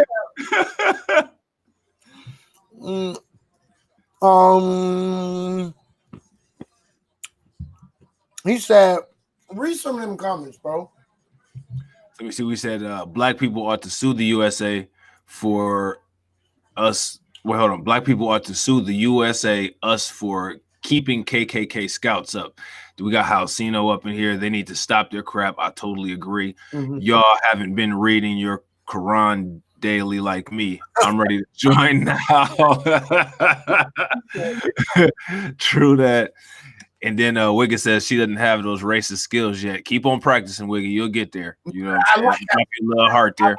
I like that you said yet. Right. Yeah, I'm not quite there yet. Oh shit.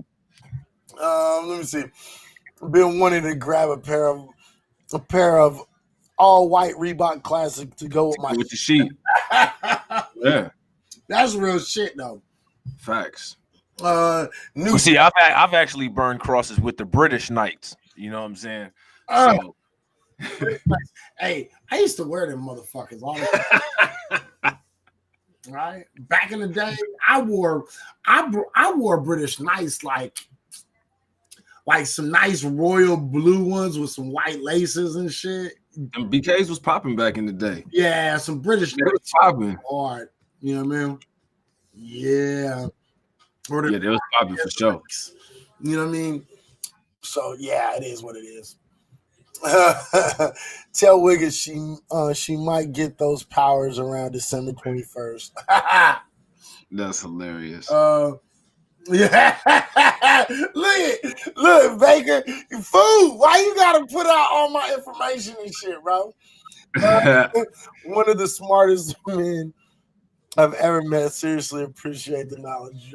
Hey, I appreciate that, Eleanor. You're fucking awesome. Thank you. Let me see. I had some BK British Knights too. You know what I mean? He said in elementary school. Yeah, man, I had to. You remember the Reebok pumps? Yeah, pump. Now I'm really showing my age. Okay. Oh, look, Halcino said he used to drink Mystic, the sparkling Mystic, bro. Right. Man, that was shit. And my clan brothers for years, right? That's hilarious. Y'all don't know about. Go watch In Living Color because what I just did was funny as shit. Okay, y'all don't get it. Okay, what I just did was hilarious. If you guys were old enough to understand, but you're not. All right, hilarious. Let's see, we got $2, man. $2. What? $2 is all we need, man. Y'all can make that happen. Come on, man. Hey, man. Let's make that shit happen, man. You know what I mean? Let's make that shit happen. For sure. Make sure y'all go follow us on our YouTube channels. Smash the like buttons on this video. You know what I'm saying? Help us both move up in the algorithm. You know what I'm saying? Absolutely. The shining one in the house, Amin Ray, right? That's what it is. What's up? Let me see. All right, what else do we got? I know we got. I think I have another one, another story. But is there anything that I forgot that you want to touch on before? Shit, bro, we got all kinds of stories. We talking about the millionaires. You know what I'm saying? Getting all that money in the COVID crisis. We got Google today getting hit with the third lawsuit. You know what I'm saying? for antitrust legislation. They're trying to break them up. Google's got too much shit going on. They got YouTube, they got Google, they got Android. You know what I'm saying? Like, blah. Right. Also, the judges, federal judge on Monday allowed the federal lawsuit accusing President Donald Trump and his 3 kids to proceed. That actually was in Yahoo a couple hours ago. This has kind of been brought up. It's a federal judge on Monday allowed the federal lawsuit accusing President Donald Trump, his 3 eldest children, and his company of collaborating with fraudulent marketing scheme to prey on investors to proceed. Damn.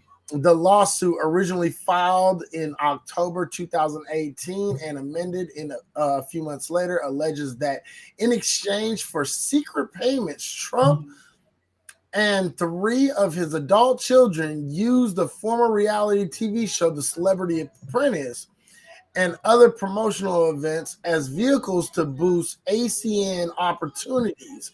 So look at that. We just want not to cut you off, bro, but we just hit that $20 goal thanks to Eleanor. So we appreciate you, Eleanor. You know what I'm saying? That's what I'm talking about. That's what's good. Hey, much love to Eleanor. Much love to everybody that's been donating, that's helping out, man.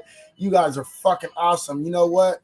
I've officially made $20 more on here than I've ever made in 5 years of Periscope. Okay?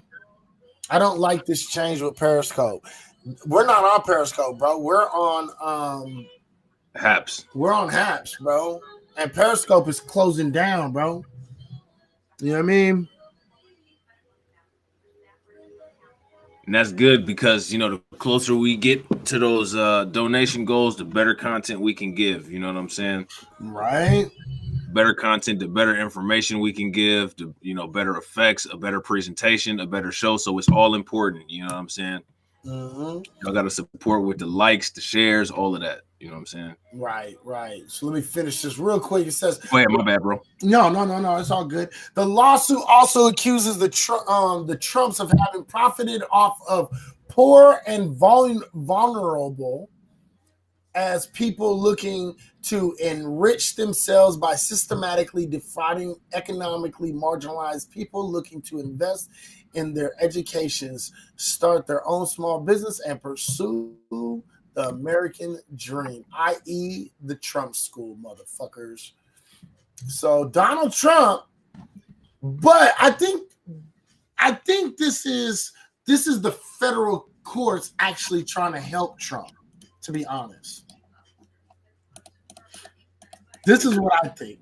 I personally think. I don't know. What do you think about the timing of them federally, you know, letting them know that they can go forward?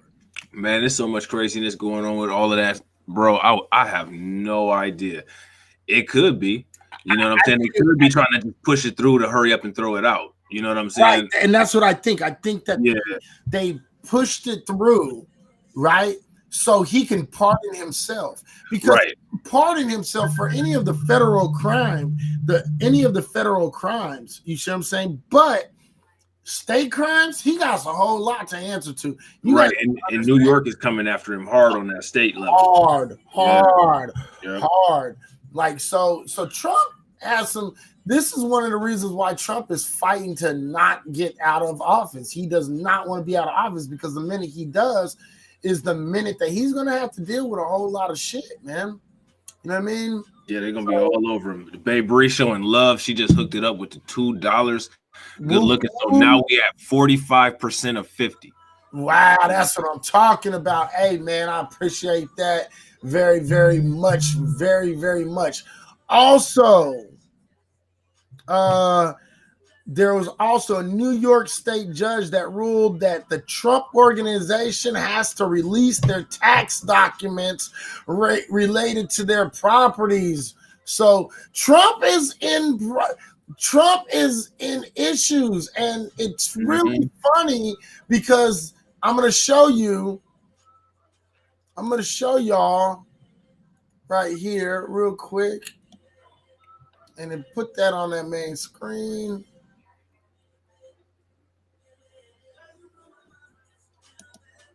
What's up, baby? Thank you, sweetheart. I appreciate that. And this is the article that they brought out today, which is in businessinsider.com.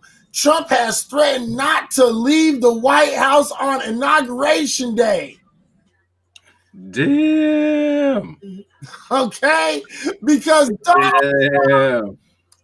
Donald Trump does not want to go to fucking prison. All right? I know for a fact black folks cannot be racist. And what is anti-Semitic?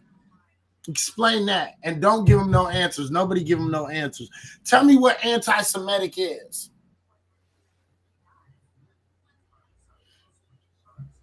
You know what I mean? Mark. I know for a fact black folks can't be racist. So tell me, Mark.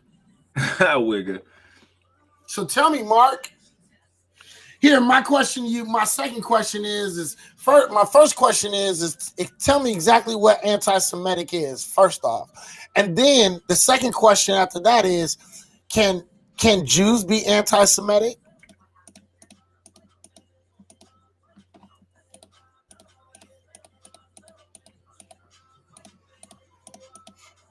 All right. So until he answers that, I'll let him live until he answers that. You know what I mean? So I got a question for you, bro. Have you seen any of those articles coming out about all of these churches all of a sudden wanting to pay some kind of racial reparations? Have you heard anything about that? I have heard about that. What do you think about that? LOL, look up the new Black Panther Party formed on the date of 1989. They were anti-Semitic towards whites. Wrong. Try again, buddy. You need to do better research. Because the 1989 Black Panther Party was led by a man by the name of Khalid Muhammad, and he was not anti-Semitic. So try again, buddy.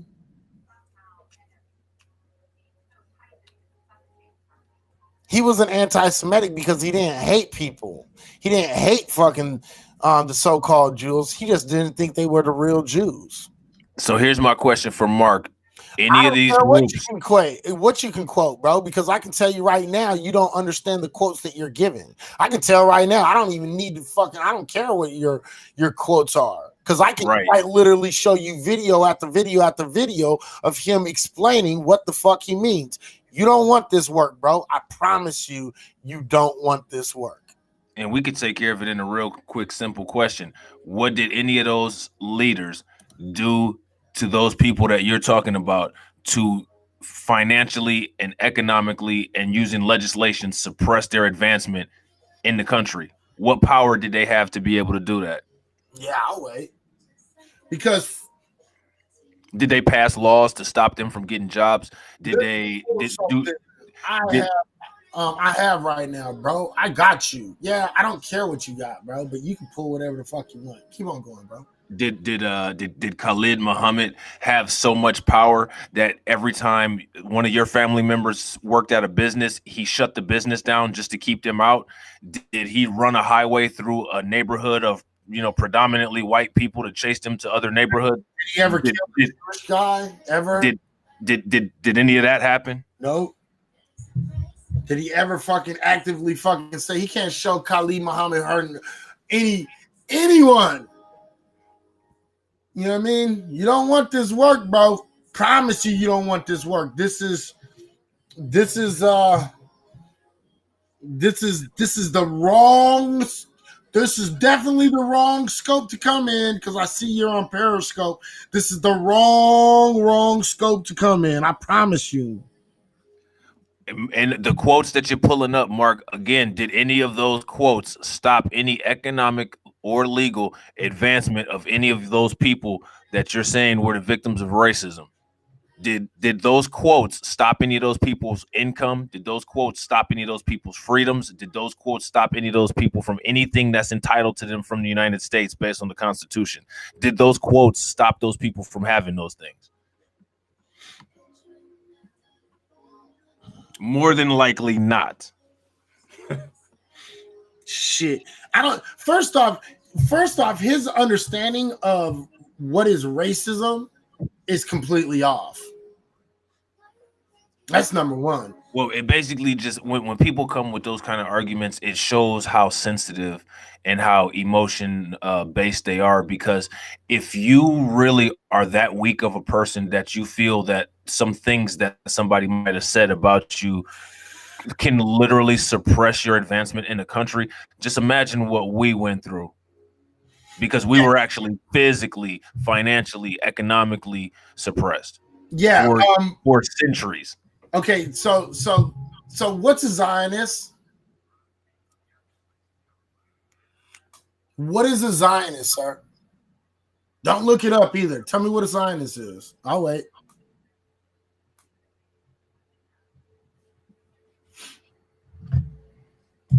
I'll wait.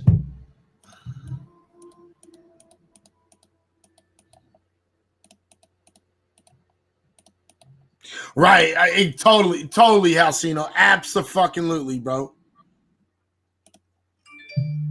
Why is it taking you so long to write what a Zionist is, bro?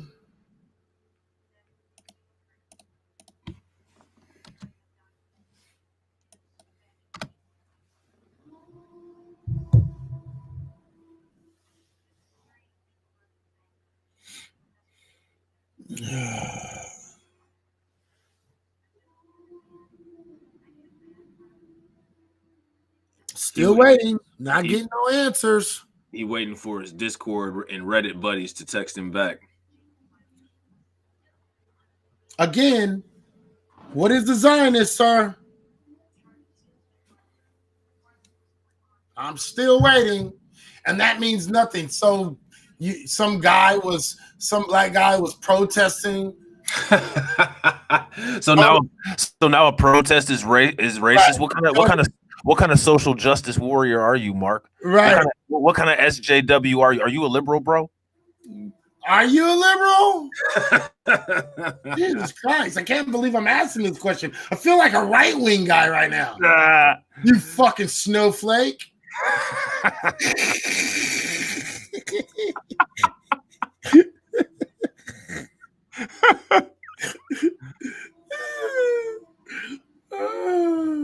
Fucking snowflake, bro. Can you give me the definition of a Zionist, please, sir? No, actually, it's not. Try again. Give me the definition of a Zionist. Still waiting. I've asked one question. If you gave me the definition of a Zionist, you would actually realize you were wrong. But you can't. I don't think he knows what a Zionist is. Oh, he knows what a Zionist is. He absolutely knows what a Zionist is, because that dude there, when he's not talking about black people, he's talking about Jewish people. But he don't do the Jewish talk in public because he knows that'll get him in trouble. Right. You know right. I don't think he knows what a Zionist is. And there's a reason why. Good night. The app keeps freezing and skipping. Hey, sweetheart, please come back. We appreciate you coming tonight. Thank you for joining us. Make sure you come back. You know what I mean? We'll do this during the day when everybody is up. Have a great night. Sleep well. And thank you for coming in. Thank you for supporting our little thing that we have going on. Yeah, we thank you guys for all the support, because y'all for sure have been supportive. You know, okay, so you guys help us reach that goal. Oh, I'm sorry. Keep on going. No, go ahead. I'm just saying, I was just telling everybody thanks for helping us reach the goal. We almost at 45% of 50 now. You know what I'm saying? We almost at 50. That's what I'm talking about. Mark, I'm going to give you one last opportunity to answer my question. If you don't answer my question, I'll just mute you. It's just that simple. I don't like to be ignored. And when you're trying to make some bullshit claim and it shows that you clearly have no idea what you're talking about, then I'll just mute you. So your choice. You can either answer the question and we can have a dialogue, or you can just be muted. I don't really give two shits. It doesn't bother me. Yep. And what Halcino is talking about, what's up, Drama Free Me? What Halcino is talking about is that whole thing we was talking about from North Carolina the other day, where they sterilized all those people down there. All right. Well, guess he doesn't want to fucking, since he want to keep on writing bullshit. All right. No, you don't want to answer it. I've already asked it 7 times, dude. You're not gonna fucking sit here and play me, dude. You're a fucking idiot, bro. I've asked. And he didn't answer one of my questions, bro. Not one. He's coming with that. He's coming with that pseudoscience of a Zionist. This is the last time I'm asking you. Write anything other than the definition of what a Zionist is, you're muted. Just that simple.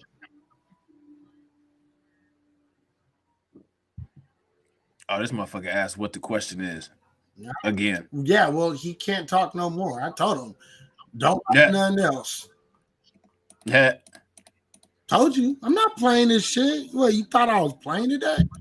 Not playing. Bro, Periscope is dead, dude. I do not need him nor anybody else. Okay? That comes in here. Okay? All right. So, now that that's done, all right? So, again, people need to pay attention to shit. People need to pay attention. And y'all need to learn better. Stop thinking that you guys are smart. Like, stop thinking you guys are smart. Okay? Because all of the information that you just put out there none of it was racist, nor did he understand what any of those people were saying. He doesn't understand Khalid Muhammad because he ain't never listened to him. He don't know who he is. So therefore, at the end of the day, you don't get to motherfucking make those claims. Don't act like you don't need them super hearts. Oh, but he was on Periscope, bro. He wasn't on Haps. If you're on Haps, that's a different, you know, if you're on Haps and he's donated, maybe I would have put up with him a little bit longer. But he's not. He's on Periscope, bro. Oh, he gave you some super hearts? I don't have no damn super hearts. My super hearts are always off.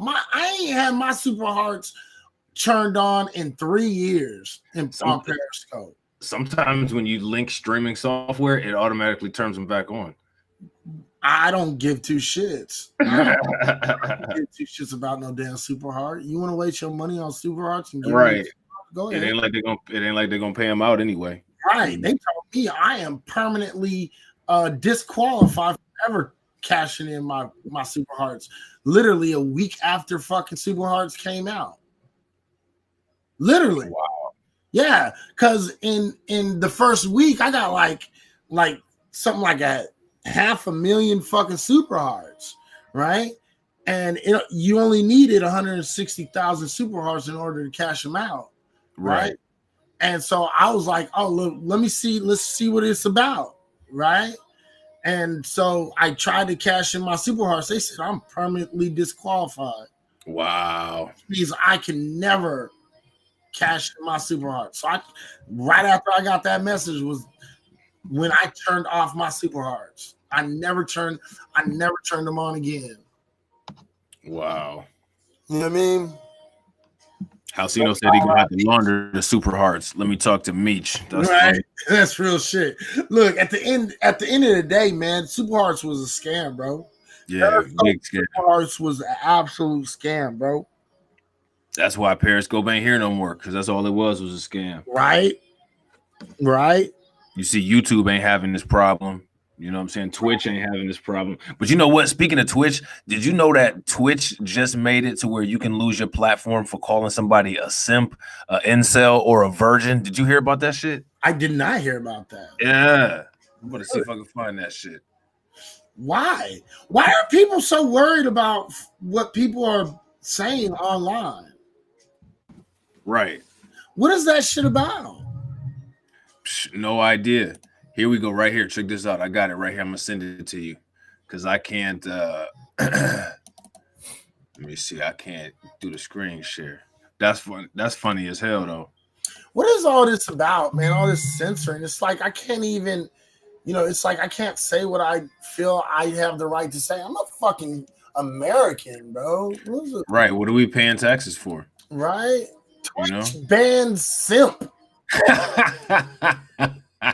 When I seen that article, bro, I thought they had actually banned somebody. Like, damn, they calling a motherfucker a simp in the article and shit. But then I read it and they was talking about the word. I thought they banned the actual simp. Wow. Good thing I don't be on fucking. Good thing I don't be on Twitches like that, because I be calling people simps all the time, especially when I'm playing Call of Duty. Don't let me be playing some COD. You know what I mean? Don't let me be playing some COD on Twitch. I'll be cut off immediately. I get the shit. Simp. You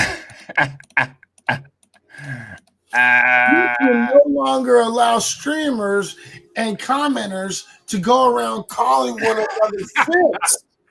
The term, a recent favorite in the Twitch community that nominally refers to men who seem desperate for women's attention, will be banned when used in an insult under Twitch's upcoming revamp of its harassment policy. Incel and virgin will be banned as insults too.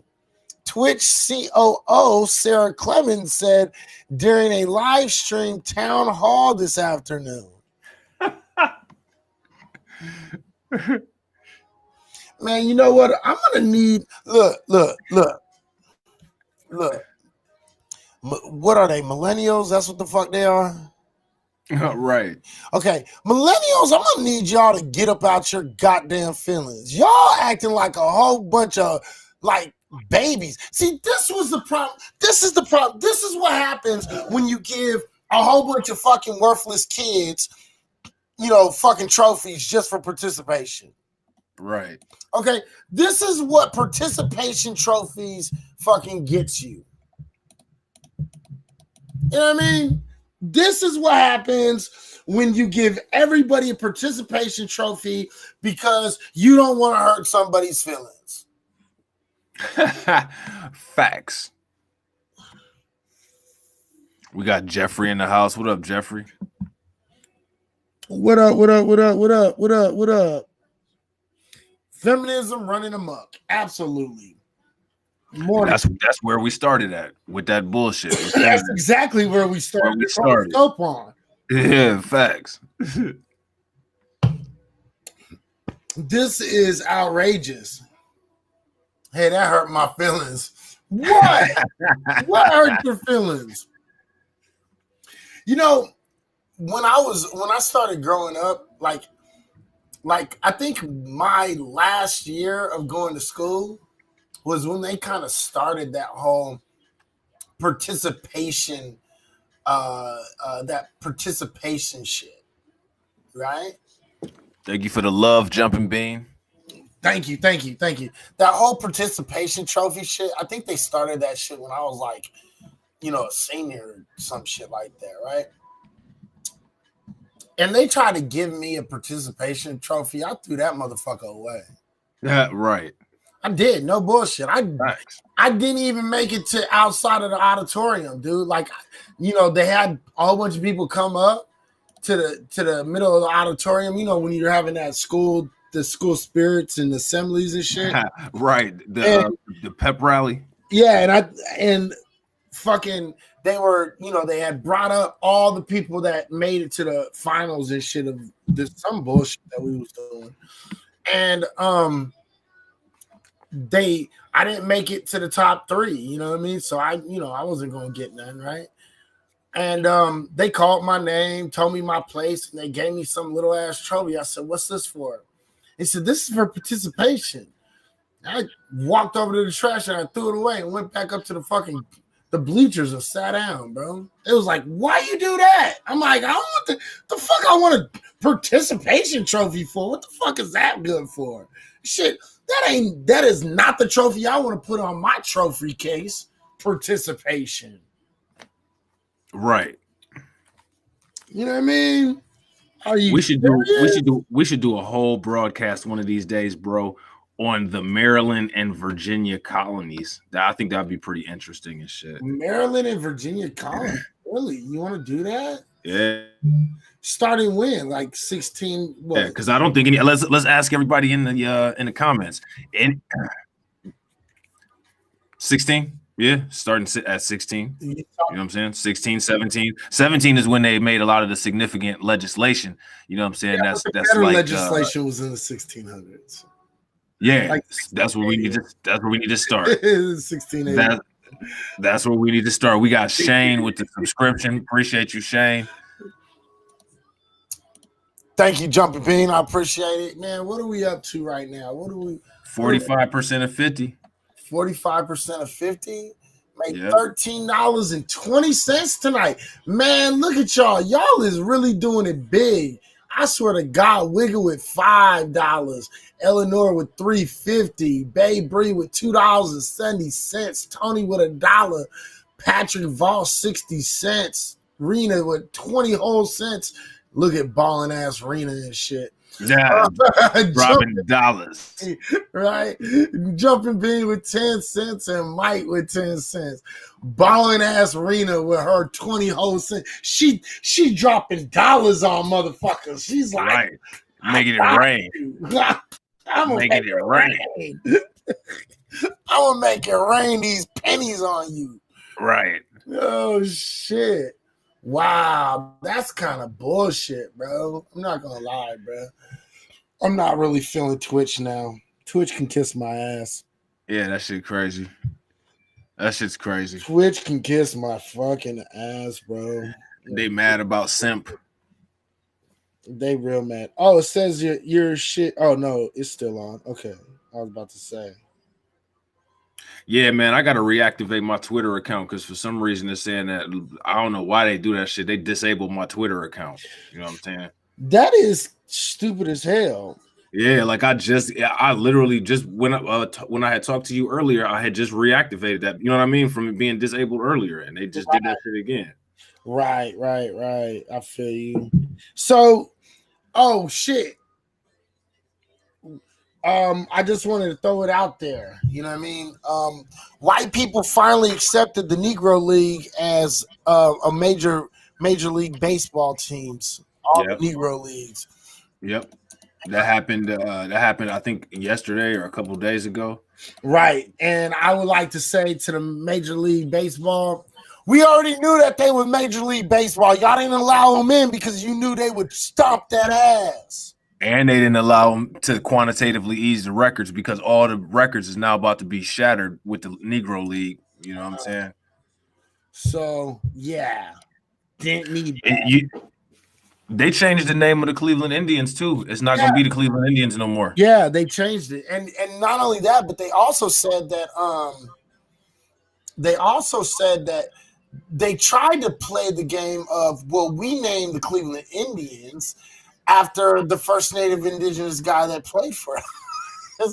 His name was Indian, right? That's what I'm saying. Like his name wasn't Indian. That's a bad excuse. Sorry, right? You guys did shitty. That was a really shitty excuse, bro.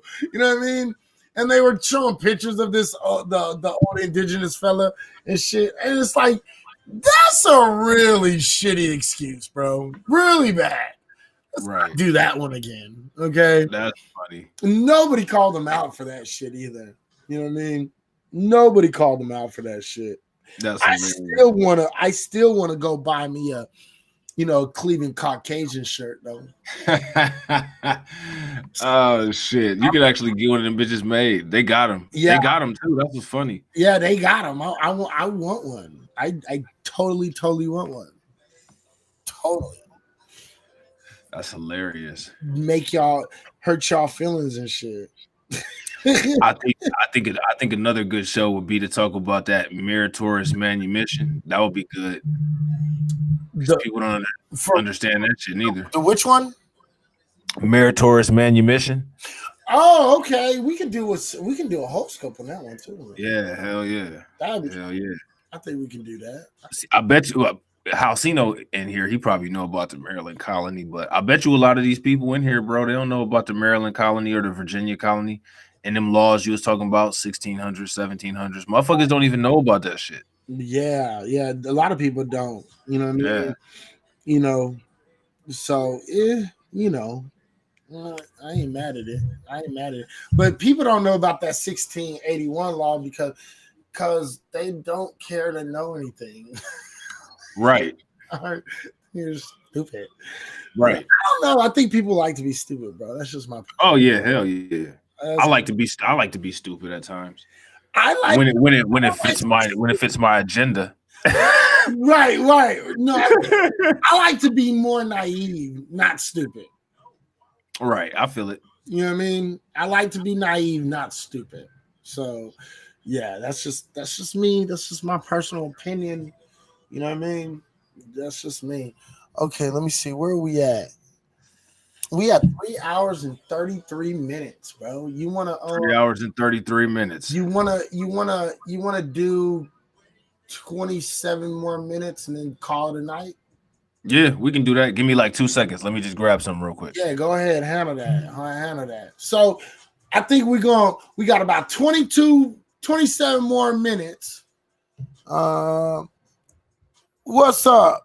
How you doing? Thank you for coming in. So yeah, we're gonna do this for about 26 more minutes, and then we're gonna call it. This is a long one, 4 hours, going on 4 hours.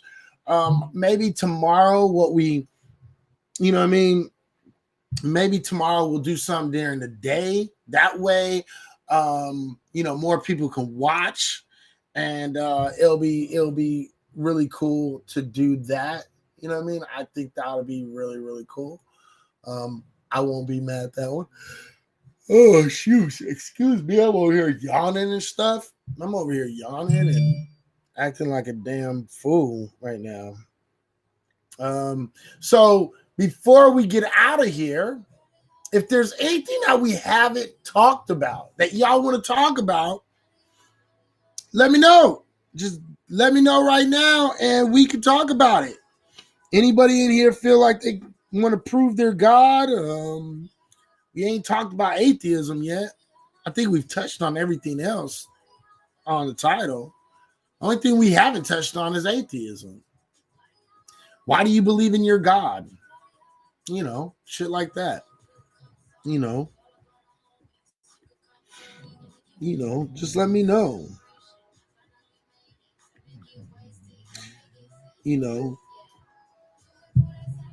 And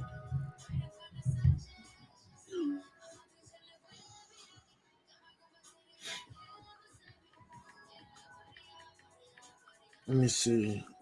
I'm gonna look up something real quick.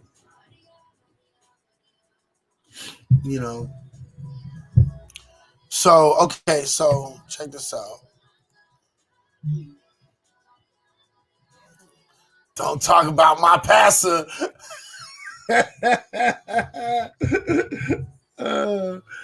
Like 1608 John Smith colony. You mean no? 1681. It was Beacon's Rebellion. Well, actually, was that was 1690, maybe. But 1681, or 1680, 1681, something happened very specifically, which was the enacting of the difference between indentured servitude and slaves in Virginia.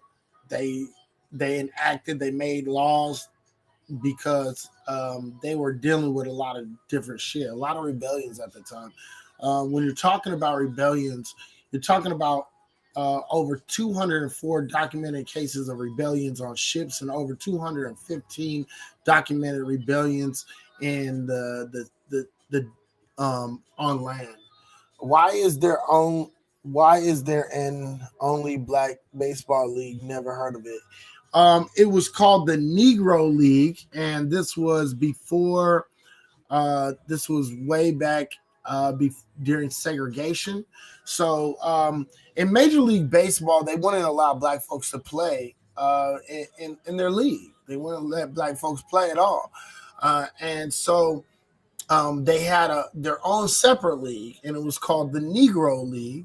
And it was baseball players that could have played in the pros easily in baseball, and they were not given the opportunity to play until Jackie Robinson came into the league. It was actually a brother before that Okay. Before Jackie Robinson, it was just that Jackie Robinson got the most notoriety for it. He was the pitcher boy for integration into the major leagues. And so it wasn't until Jackie Robinson came into the league that they were able to bring black folks into Major League Baseball, and he was followed by people like Satchel Paige, and you know what I mean. You had a lot of brothers that came into the Major League Baseball after that, and as we know, Major League today didn't start until that time. Before that, you had the Negro League. You know what I mean? So yeah. Yeah, that's crazy. I wonder what made him decide to do that. Like this week, like what was so special about this week? You know what I'm saying? That's something that you would have thought they would have done that, immediately when they integrated baseball. You know what I'm saying? They got a few. They have a few names. They have a few documentaries out, bro. There's not just one. There's a lot of documentaries about the Negro League. I think they did it because of social justice. All these social justice actions and things like that. They're trying to get in front of it before anybody makes a big deal, even though people's been making a big deal about it for a long time. Right. Yeah, I feel that. So they had Pride and Perseverance. Pride and Perseverance. That's old. That's from 2009. Soul of the Game. Soul of the Game is a good one. That's from like 2010. Let me see. Out of the Shadows. That's another one. Let me see. Let me look for a couple other documentaries. Pride and Perseverance is probably one of the better ones, though.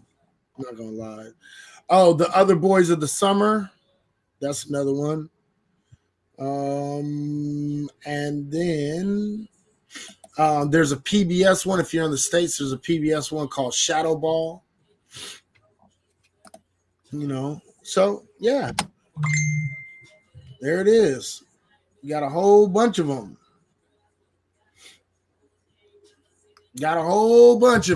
Oh yeah, it was illegal, bro. It was legally not allowed for blacks and whites to do a lot of shit together. Oh yeah, not allowed to get married, not allowed to play sports, not allowed to use the same bathroom, same store, same entrances, sit in the same areas of the bus, go to the same schools. Mm-hmm. It was completely illegal for blacks and whites to interact in the United States up till the 1960s.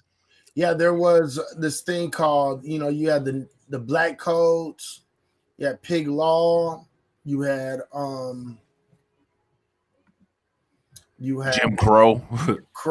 Yeah. So this is the Negro League on MLB.com. There are a lot of players. Mm-hmm. No, it was illegal. It was actually illegal. Literally laws. They were called miscellaneous laws. It was called misogyny. No. It was called misogyny. That's what it was. Misogyny laws. That's what they were. They were called misogyny laws. Right. So these are a lot of the players right here. Cool Papa Bell, Octavius Cato, Oscar Charleston, Ray Dandridge, Leon Day, Martin Diggo, Rue Foster, Josh Gibson. Josh Gibson, this guy right here is a freaking legend. Monty Irving, Mammy Johnson, Buck Leonard, Biz Mackey. You know what I mean? These are names. Buck O'Neill, Satchel Paige, Satch, Smokey Joe Williams, Hank Thompson, Bullet Rogan, Tony Stone. These are names, man. Us Europeans are way ignorant to this type of racism. Oh, well. Yeah, Plexus, I think, is from Sweden or Switzerland or something like that. I'm not sure. I can't remember exactly which country over there.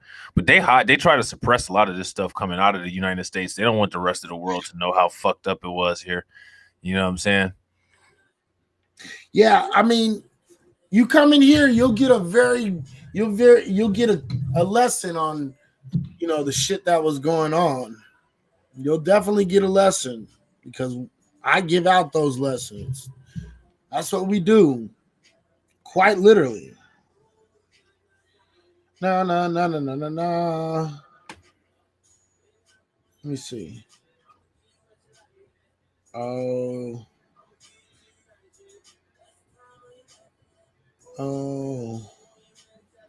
Okay, I was looking for something else. I couldn't find it. But, it is what it is. What are you trying to look for? I can't remember. It doesn't matter. It's not that important. We only got 10 more minutes. Right. It's not that important. United States of China. You know what I mean? So, yeah. Okay, so we got about 15 minutes. 15 minutes, free time. It's either y'all ask some questions or we gonna bullshit. Right. Your choice. Your choice, ladies and gentlemen, you call it. Ooh, nah. So we got 687 comments, 1.3K views. That's cool. 19 emojis, hit 45% of the 50% goal, got 100% of the 20% goal. You know what I'm saying? I think everybody did a great job. We had a great audience tonight.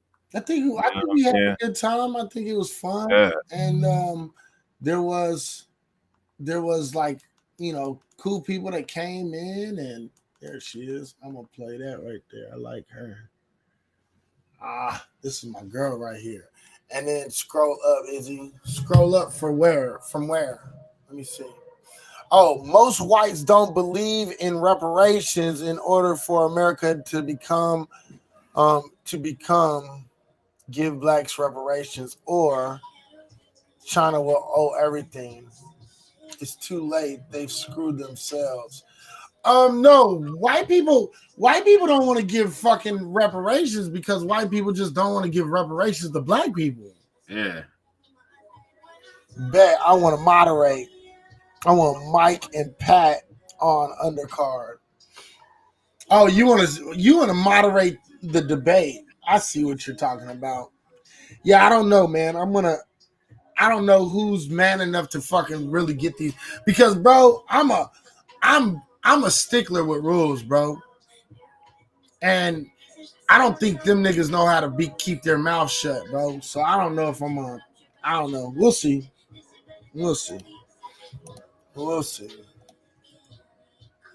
Most whites that say shit like that are racist because they already pay billions to reparations now. Yeah, absolutely. I believe that too. That's absolute. But it's not about belief. That's true. The fact of the matter is white folks were quite literally paid reparations after the Civil War in America. They not only got paid reparations, but some people actually did get a legal issuance of 40 acres and a mule. But then the farmers, who also got reparations for the loss of slaves, went and claimed all the land that the farmers were supposed to get, so nobody got shit. Right, and they got their own land back too as a compromise of that. They got their land, they got their money back for the loss of the slaves and all that. So at the end of the day, I don't care what white folks feel about reparations, man. I really just don't. I can care less because they're being disingenuous. You know what I mean? Oh, well, we can't do that. Why not? You know what I mean? I can name about. Matter of fact, they did it just as early as 2015 when LGBTQ got when they got the right to be able to be married. They paid them cash reparations in the form of 3 years back taxes. And Elizabeth Warren wants to clear out another $55 million to pay out in LGBTQ reparations for when they weren't able to get the tax benefit of being married. You know what I'm saying? And then as far as reparations go, we don't even got to talk about slavery. The United States has done so much fuck shit to this country. To the people in this country. We could talk about those sterilizations that Halcino was talking about earlier. In North Carolina, they never even paid back those people who got sterilized. Right. Well, see, the thing is here's the thing about it. Let's just be honest. I don't even think, and I'm going to be honest about this. This is my personal opinion. I could be wrong, and people could disagree with me because this is nothing more than an opinion about what I'm about to say. I actually don't think that black folks would be asking for reparations right now if they would have just left us alone and didn't torch all of our townships that we created after the end of slavery. Possibly. It's always a possibility. You know what I'm saying? We never know because they burnt the shit down. Right. It's a high probability. Mm-hmm. You see what I'm saying? That black folks would have been like, we got, you know what I mean? We got our foundation. We built our foundation. You know what I mean? So see, the thing is like what's crazy is that, you know, like when we had those kind of establishments going on, that was like creating an economic center in a community. And that's the way that they always knock the base out from under any type of growth that is made. And then when we try to do it now, when we say, yo, you know, we need to support black businesses, then you got, you know, like a bunch of white people running around saying supporting black businesses is racist. How is that racist? You know, like it like I ain't taking. Halcino said to my comment, he said, I ain't taking no shorts. I would have sent that bill to him on y'all behalf like shit still owed, right? They gonna pay what they owe, right? Exactly. Shit. You know what? You know who said that before that, though? It was Play in House Party 2 or 3. He said, sometimes you just gotta pay what you owe, man. Sometimes you just gotta pay what you owe, right? Thanks. So I already feel you on that. I get you. I just think that black folks would be in a better place had they have not done it. And yeah, the amount of it probably they could have probably done something. You know what I mean? Like I think black folks would be happy with certain just, you know, maybe, you know, free college, tax exemption for, you know, whatever, and then a little payment and an influx in you know what I mean, and maybe an influx in cash into the communities and shit. You know what I mean? Easier loans, things of that nature. You know what I mean? I think black folks would have just been happy with that shit, just because we had already built our own shit, but because they kept on burning it down. Tulsa, Oklahoma, Slocum, Texas, Williamton, North Carolina, Arlington, North Carolina, you know, Rosewood, you know what I mean? All these townships, you know what I mean? They quite literally burned them all to the fucking ground. Mm-hmm. You know what I mean? It's amazing the way that they manipulate history in this country. You know what I'm saying? They don't talk about that shit, and then anytime you bring it up, people want to cry about it. But we're supposed to remember the stupid ass shit that they want us to remember. Right. Like I'm supposed to always remember Pearl Harbor, or always remember 9/11, or always remember, you know what I mean? Like, I remember Pearl Harbor because that's when they rounded up all the Japanese people and threw them in concentration camps, the same shit that they was fighting against Germany for they did here. Right, and then 20 years later they gave them some reparations too, but you know, we won't talk about that one yet, huh? You know what I mean? So yeah, you know, America has never had a problem paying what they owe to other groups. You know what I mean? Right. The reason why is because black people like us, nigga, like we were the original import-export product of the United States. You know what I'm saying? Like we always been an import-export economy because we're so isolated from the world. But nigga, we were the actual product, and they don't like that shit. They don't like that stigma. Well, I mean, it is what it is. You know what I'm saying? Like, I say to this day, I'll say it till my last breath. White folks don't want to give us reparations because white folks never intended for black folks to ever be free. That part. You hear me? That like, part. I'm just gonna be honest about it. You know, I just do not think white folks, you know what I mean? Yeah, we were the first stocks and bonds. We were the first, you know, area of insurance. We were, you know, so the thing is, you know, the fact of the matter is they never wanted us to be free. They never intended us to be free. You see what I'm saying? So, and then since they never wanted us to be free and never intended for us to be free, the fact of the matter is this, you know, they wanted to keep us as a consistent underclass. Okay, because as we know, in order to have an overclass, right, a 1% group, right, you have to have a permanent underclass. You have to. It is, you cannot have a middle class, upper middle class, upper class, and then a 1% class unless you have that lower class. You need that. Yep. That is the only way capitalism stays alive. Yep. You see what I'm saying? Because, and don't get it twisted, capitalism will eat itself. Oh, it's happening. You see it happening right now. Right. You know what I mean? So people better start thinking of different ways of, you know, living. You know what I mean? Because capitalism absolutely will eat itself. You see, it's in the crutches of doing it right the fuck now. Well, and you know what? And I wouldn't go as me personally, like I wouldn't go as far as to say that capitalism will eat itself. But capitalism, the way that we practice it here in the United States, is completely wrong. You know what I'm saying? It's backwards, and you know we don't put in proper social nets to be able to keep the capitalism flowing. Like, no, I do not agree. Absolutely, I think our capitalism, the way that we do capitalism right now, is exactly why our capitalism will eat itself even faster. That's what I'm saying. That's what I'm saying. The way that we do it now is completely wrong. You know what I'm saying? We don't have enough social safety nets. There's not enough there's not enough control on the currency. They just allow people to print off money however they want to. You know what I'm saying? Shipping all the jobs overseas. The way that we practice capitalism here in the United States is toxic, and that's why you're gonna see it implode on itself probably within like the next 5 to 10 years. Well, but see, the thing is even if you had a very what's up, Nikki? How you doing?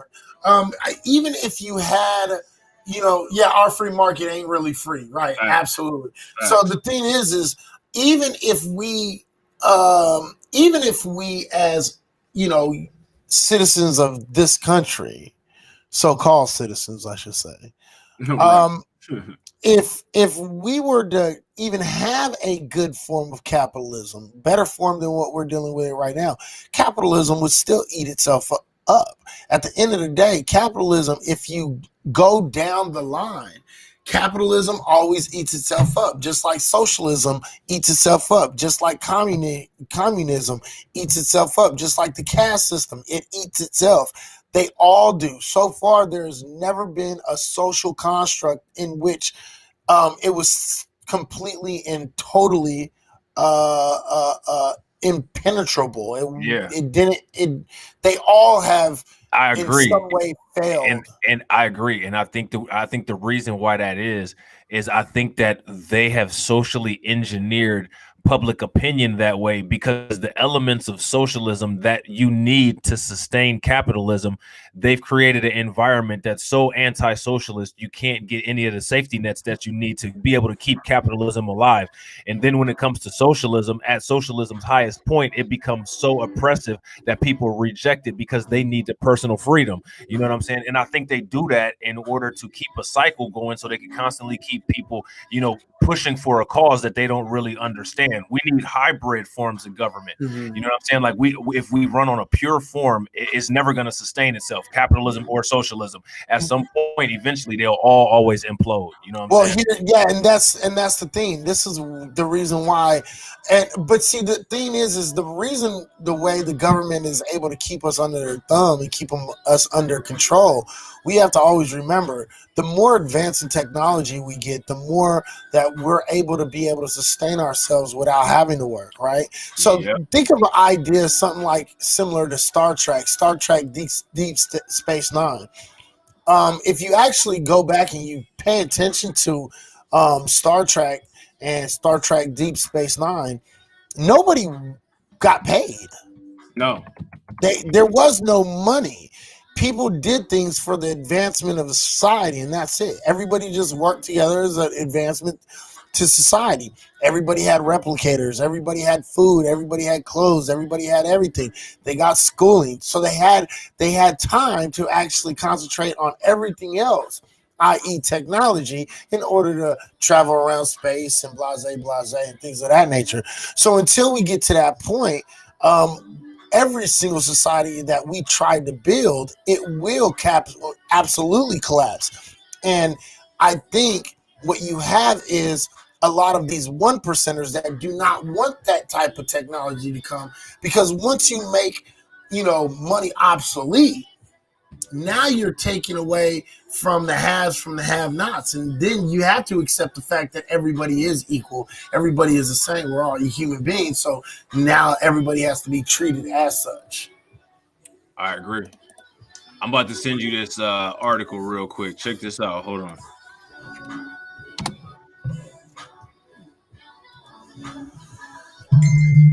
There we go. All right. Okay, why artificial intelligence? Oops, hold on real quick. I gotta exit out of that shit. Okay, why artificial intelligence will widen the wealth gap? It says, finding lack of pre-existing research, the Integer Group has undertaken an extensive consumer and shopper study in the U.S. to understand how shoppers feel about using AI today and how they expect to use it to shop in the future.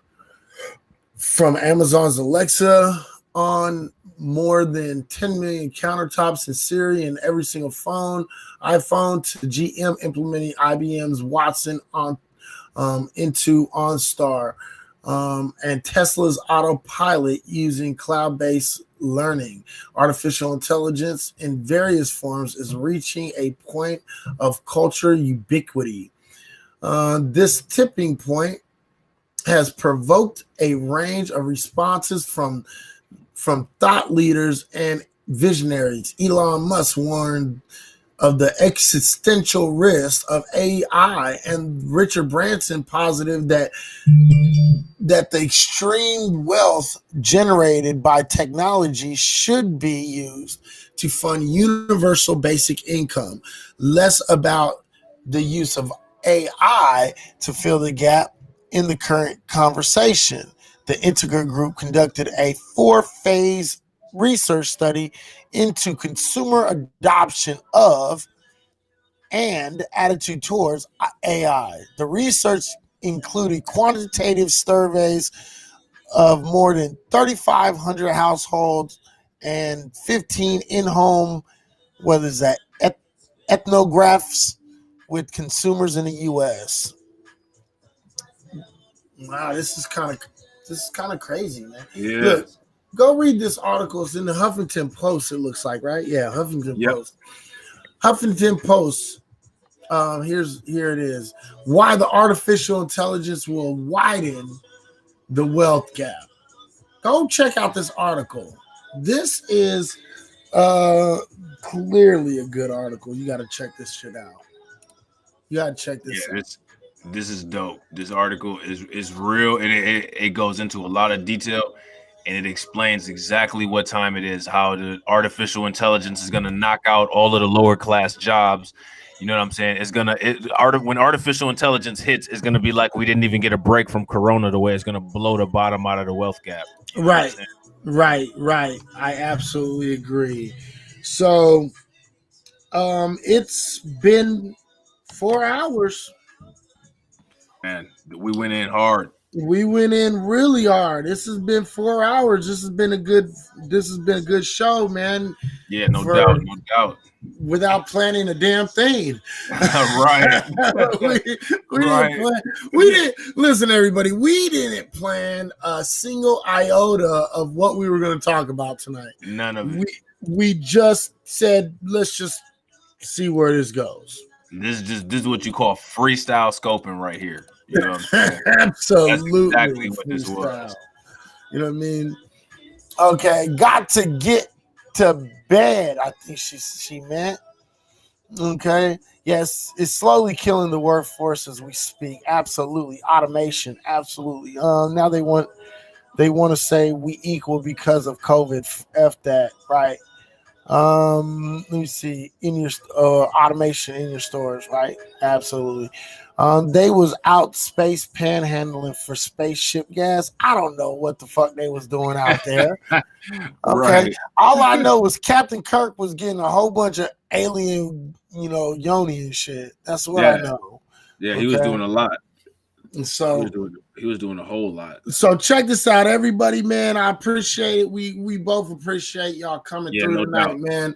Appreciate y'all. To everybody that dropped the award special. Thanks goes out to all y'all, Wigga, Eleanor, Babe Reed, Tony, Patrick, Voss, Rena, Jumping Beam, Mikey, all of you guys, man. We appreciate the donations, the awards that you guys gave. They think UBI is the alternative for automation. The universal basic income. Yeah. They also have another thing in there, federal guaranteed jobs. So they want to couple that with universal basic income. Right. So check this out, everybody. I think maybe we'll come back. Maybe we'll do one tomorrow a little bit earlier in the day. You got to get your hair cut. I mean, your hair braided. Yeah, but shit, I'll be back. You know what I'm saying? I got to get the kids and shit. And, you know what I'm saying? We got to do some other shit. But yeah, shit, nigga, we could do that. You know what I'm saying? Just let me know. Well, just look, what you do is just give me a call when you get done and we'll make it happen. You know what I mean? What's up, Gemini? How you doing? You missed the show. We've been off for 4 hours. We're just about to sign off. But it's all good though. You can check it out on Periscope, the replay, or hit it on YouTube. You know what I'm saying? Izzy's channel or mine. Right, absolutely. It'll be staying on all the accounts. You guys know how we do. We keep everything up. So with that being said, hey Rob, man, why don't you, I don't know, tell everybody bye, man. Adios, amigos. Peace. He said adios, amigos. Peace. Peace. All right. So I would like to say thank you for coming in, y'all. This has been fucking awesome. Had a great night. I had fun. Hopefully you guys had just as much fun as we did. So make sure you go out there, try to get as much knowledge as you possibly can. Read. Reading is fundamental. Get it? Reading is fun to mental. Okay. Go out there and try to get as much information as you possibly can, because if you do not understand what's going on around you, you will fail and you'll be left behind. So I got another idea real quick for anybody that if this other topics that you guys want us to talk about, you know what I'm saying, any ideas, or if you guys got any content ideas or show ideas, hit me up, hit Izzy up. Y'all know how to get in touch with us. You know what I'm saying? Shoot us some communication. We'll put it together and deliver it to y'all in, amazing fashion like we always do. Right. Absolutely. And you guys already know how to get a hold of me. If you don't, get on Hap. All my shit is already linked. So same here. You know what I mean? Yep. Everything is linked. So no excuses. All right. So hey, go out there, be unapologetically who the fuck you are. And if you're a black man or woman, be unapologetically black. Hey, don't worry about it. With that, stay up, stay real, stay doing your motherfucking thing. All right, y'all. Till the next time. Peace. Peace.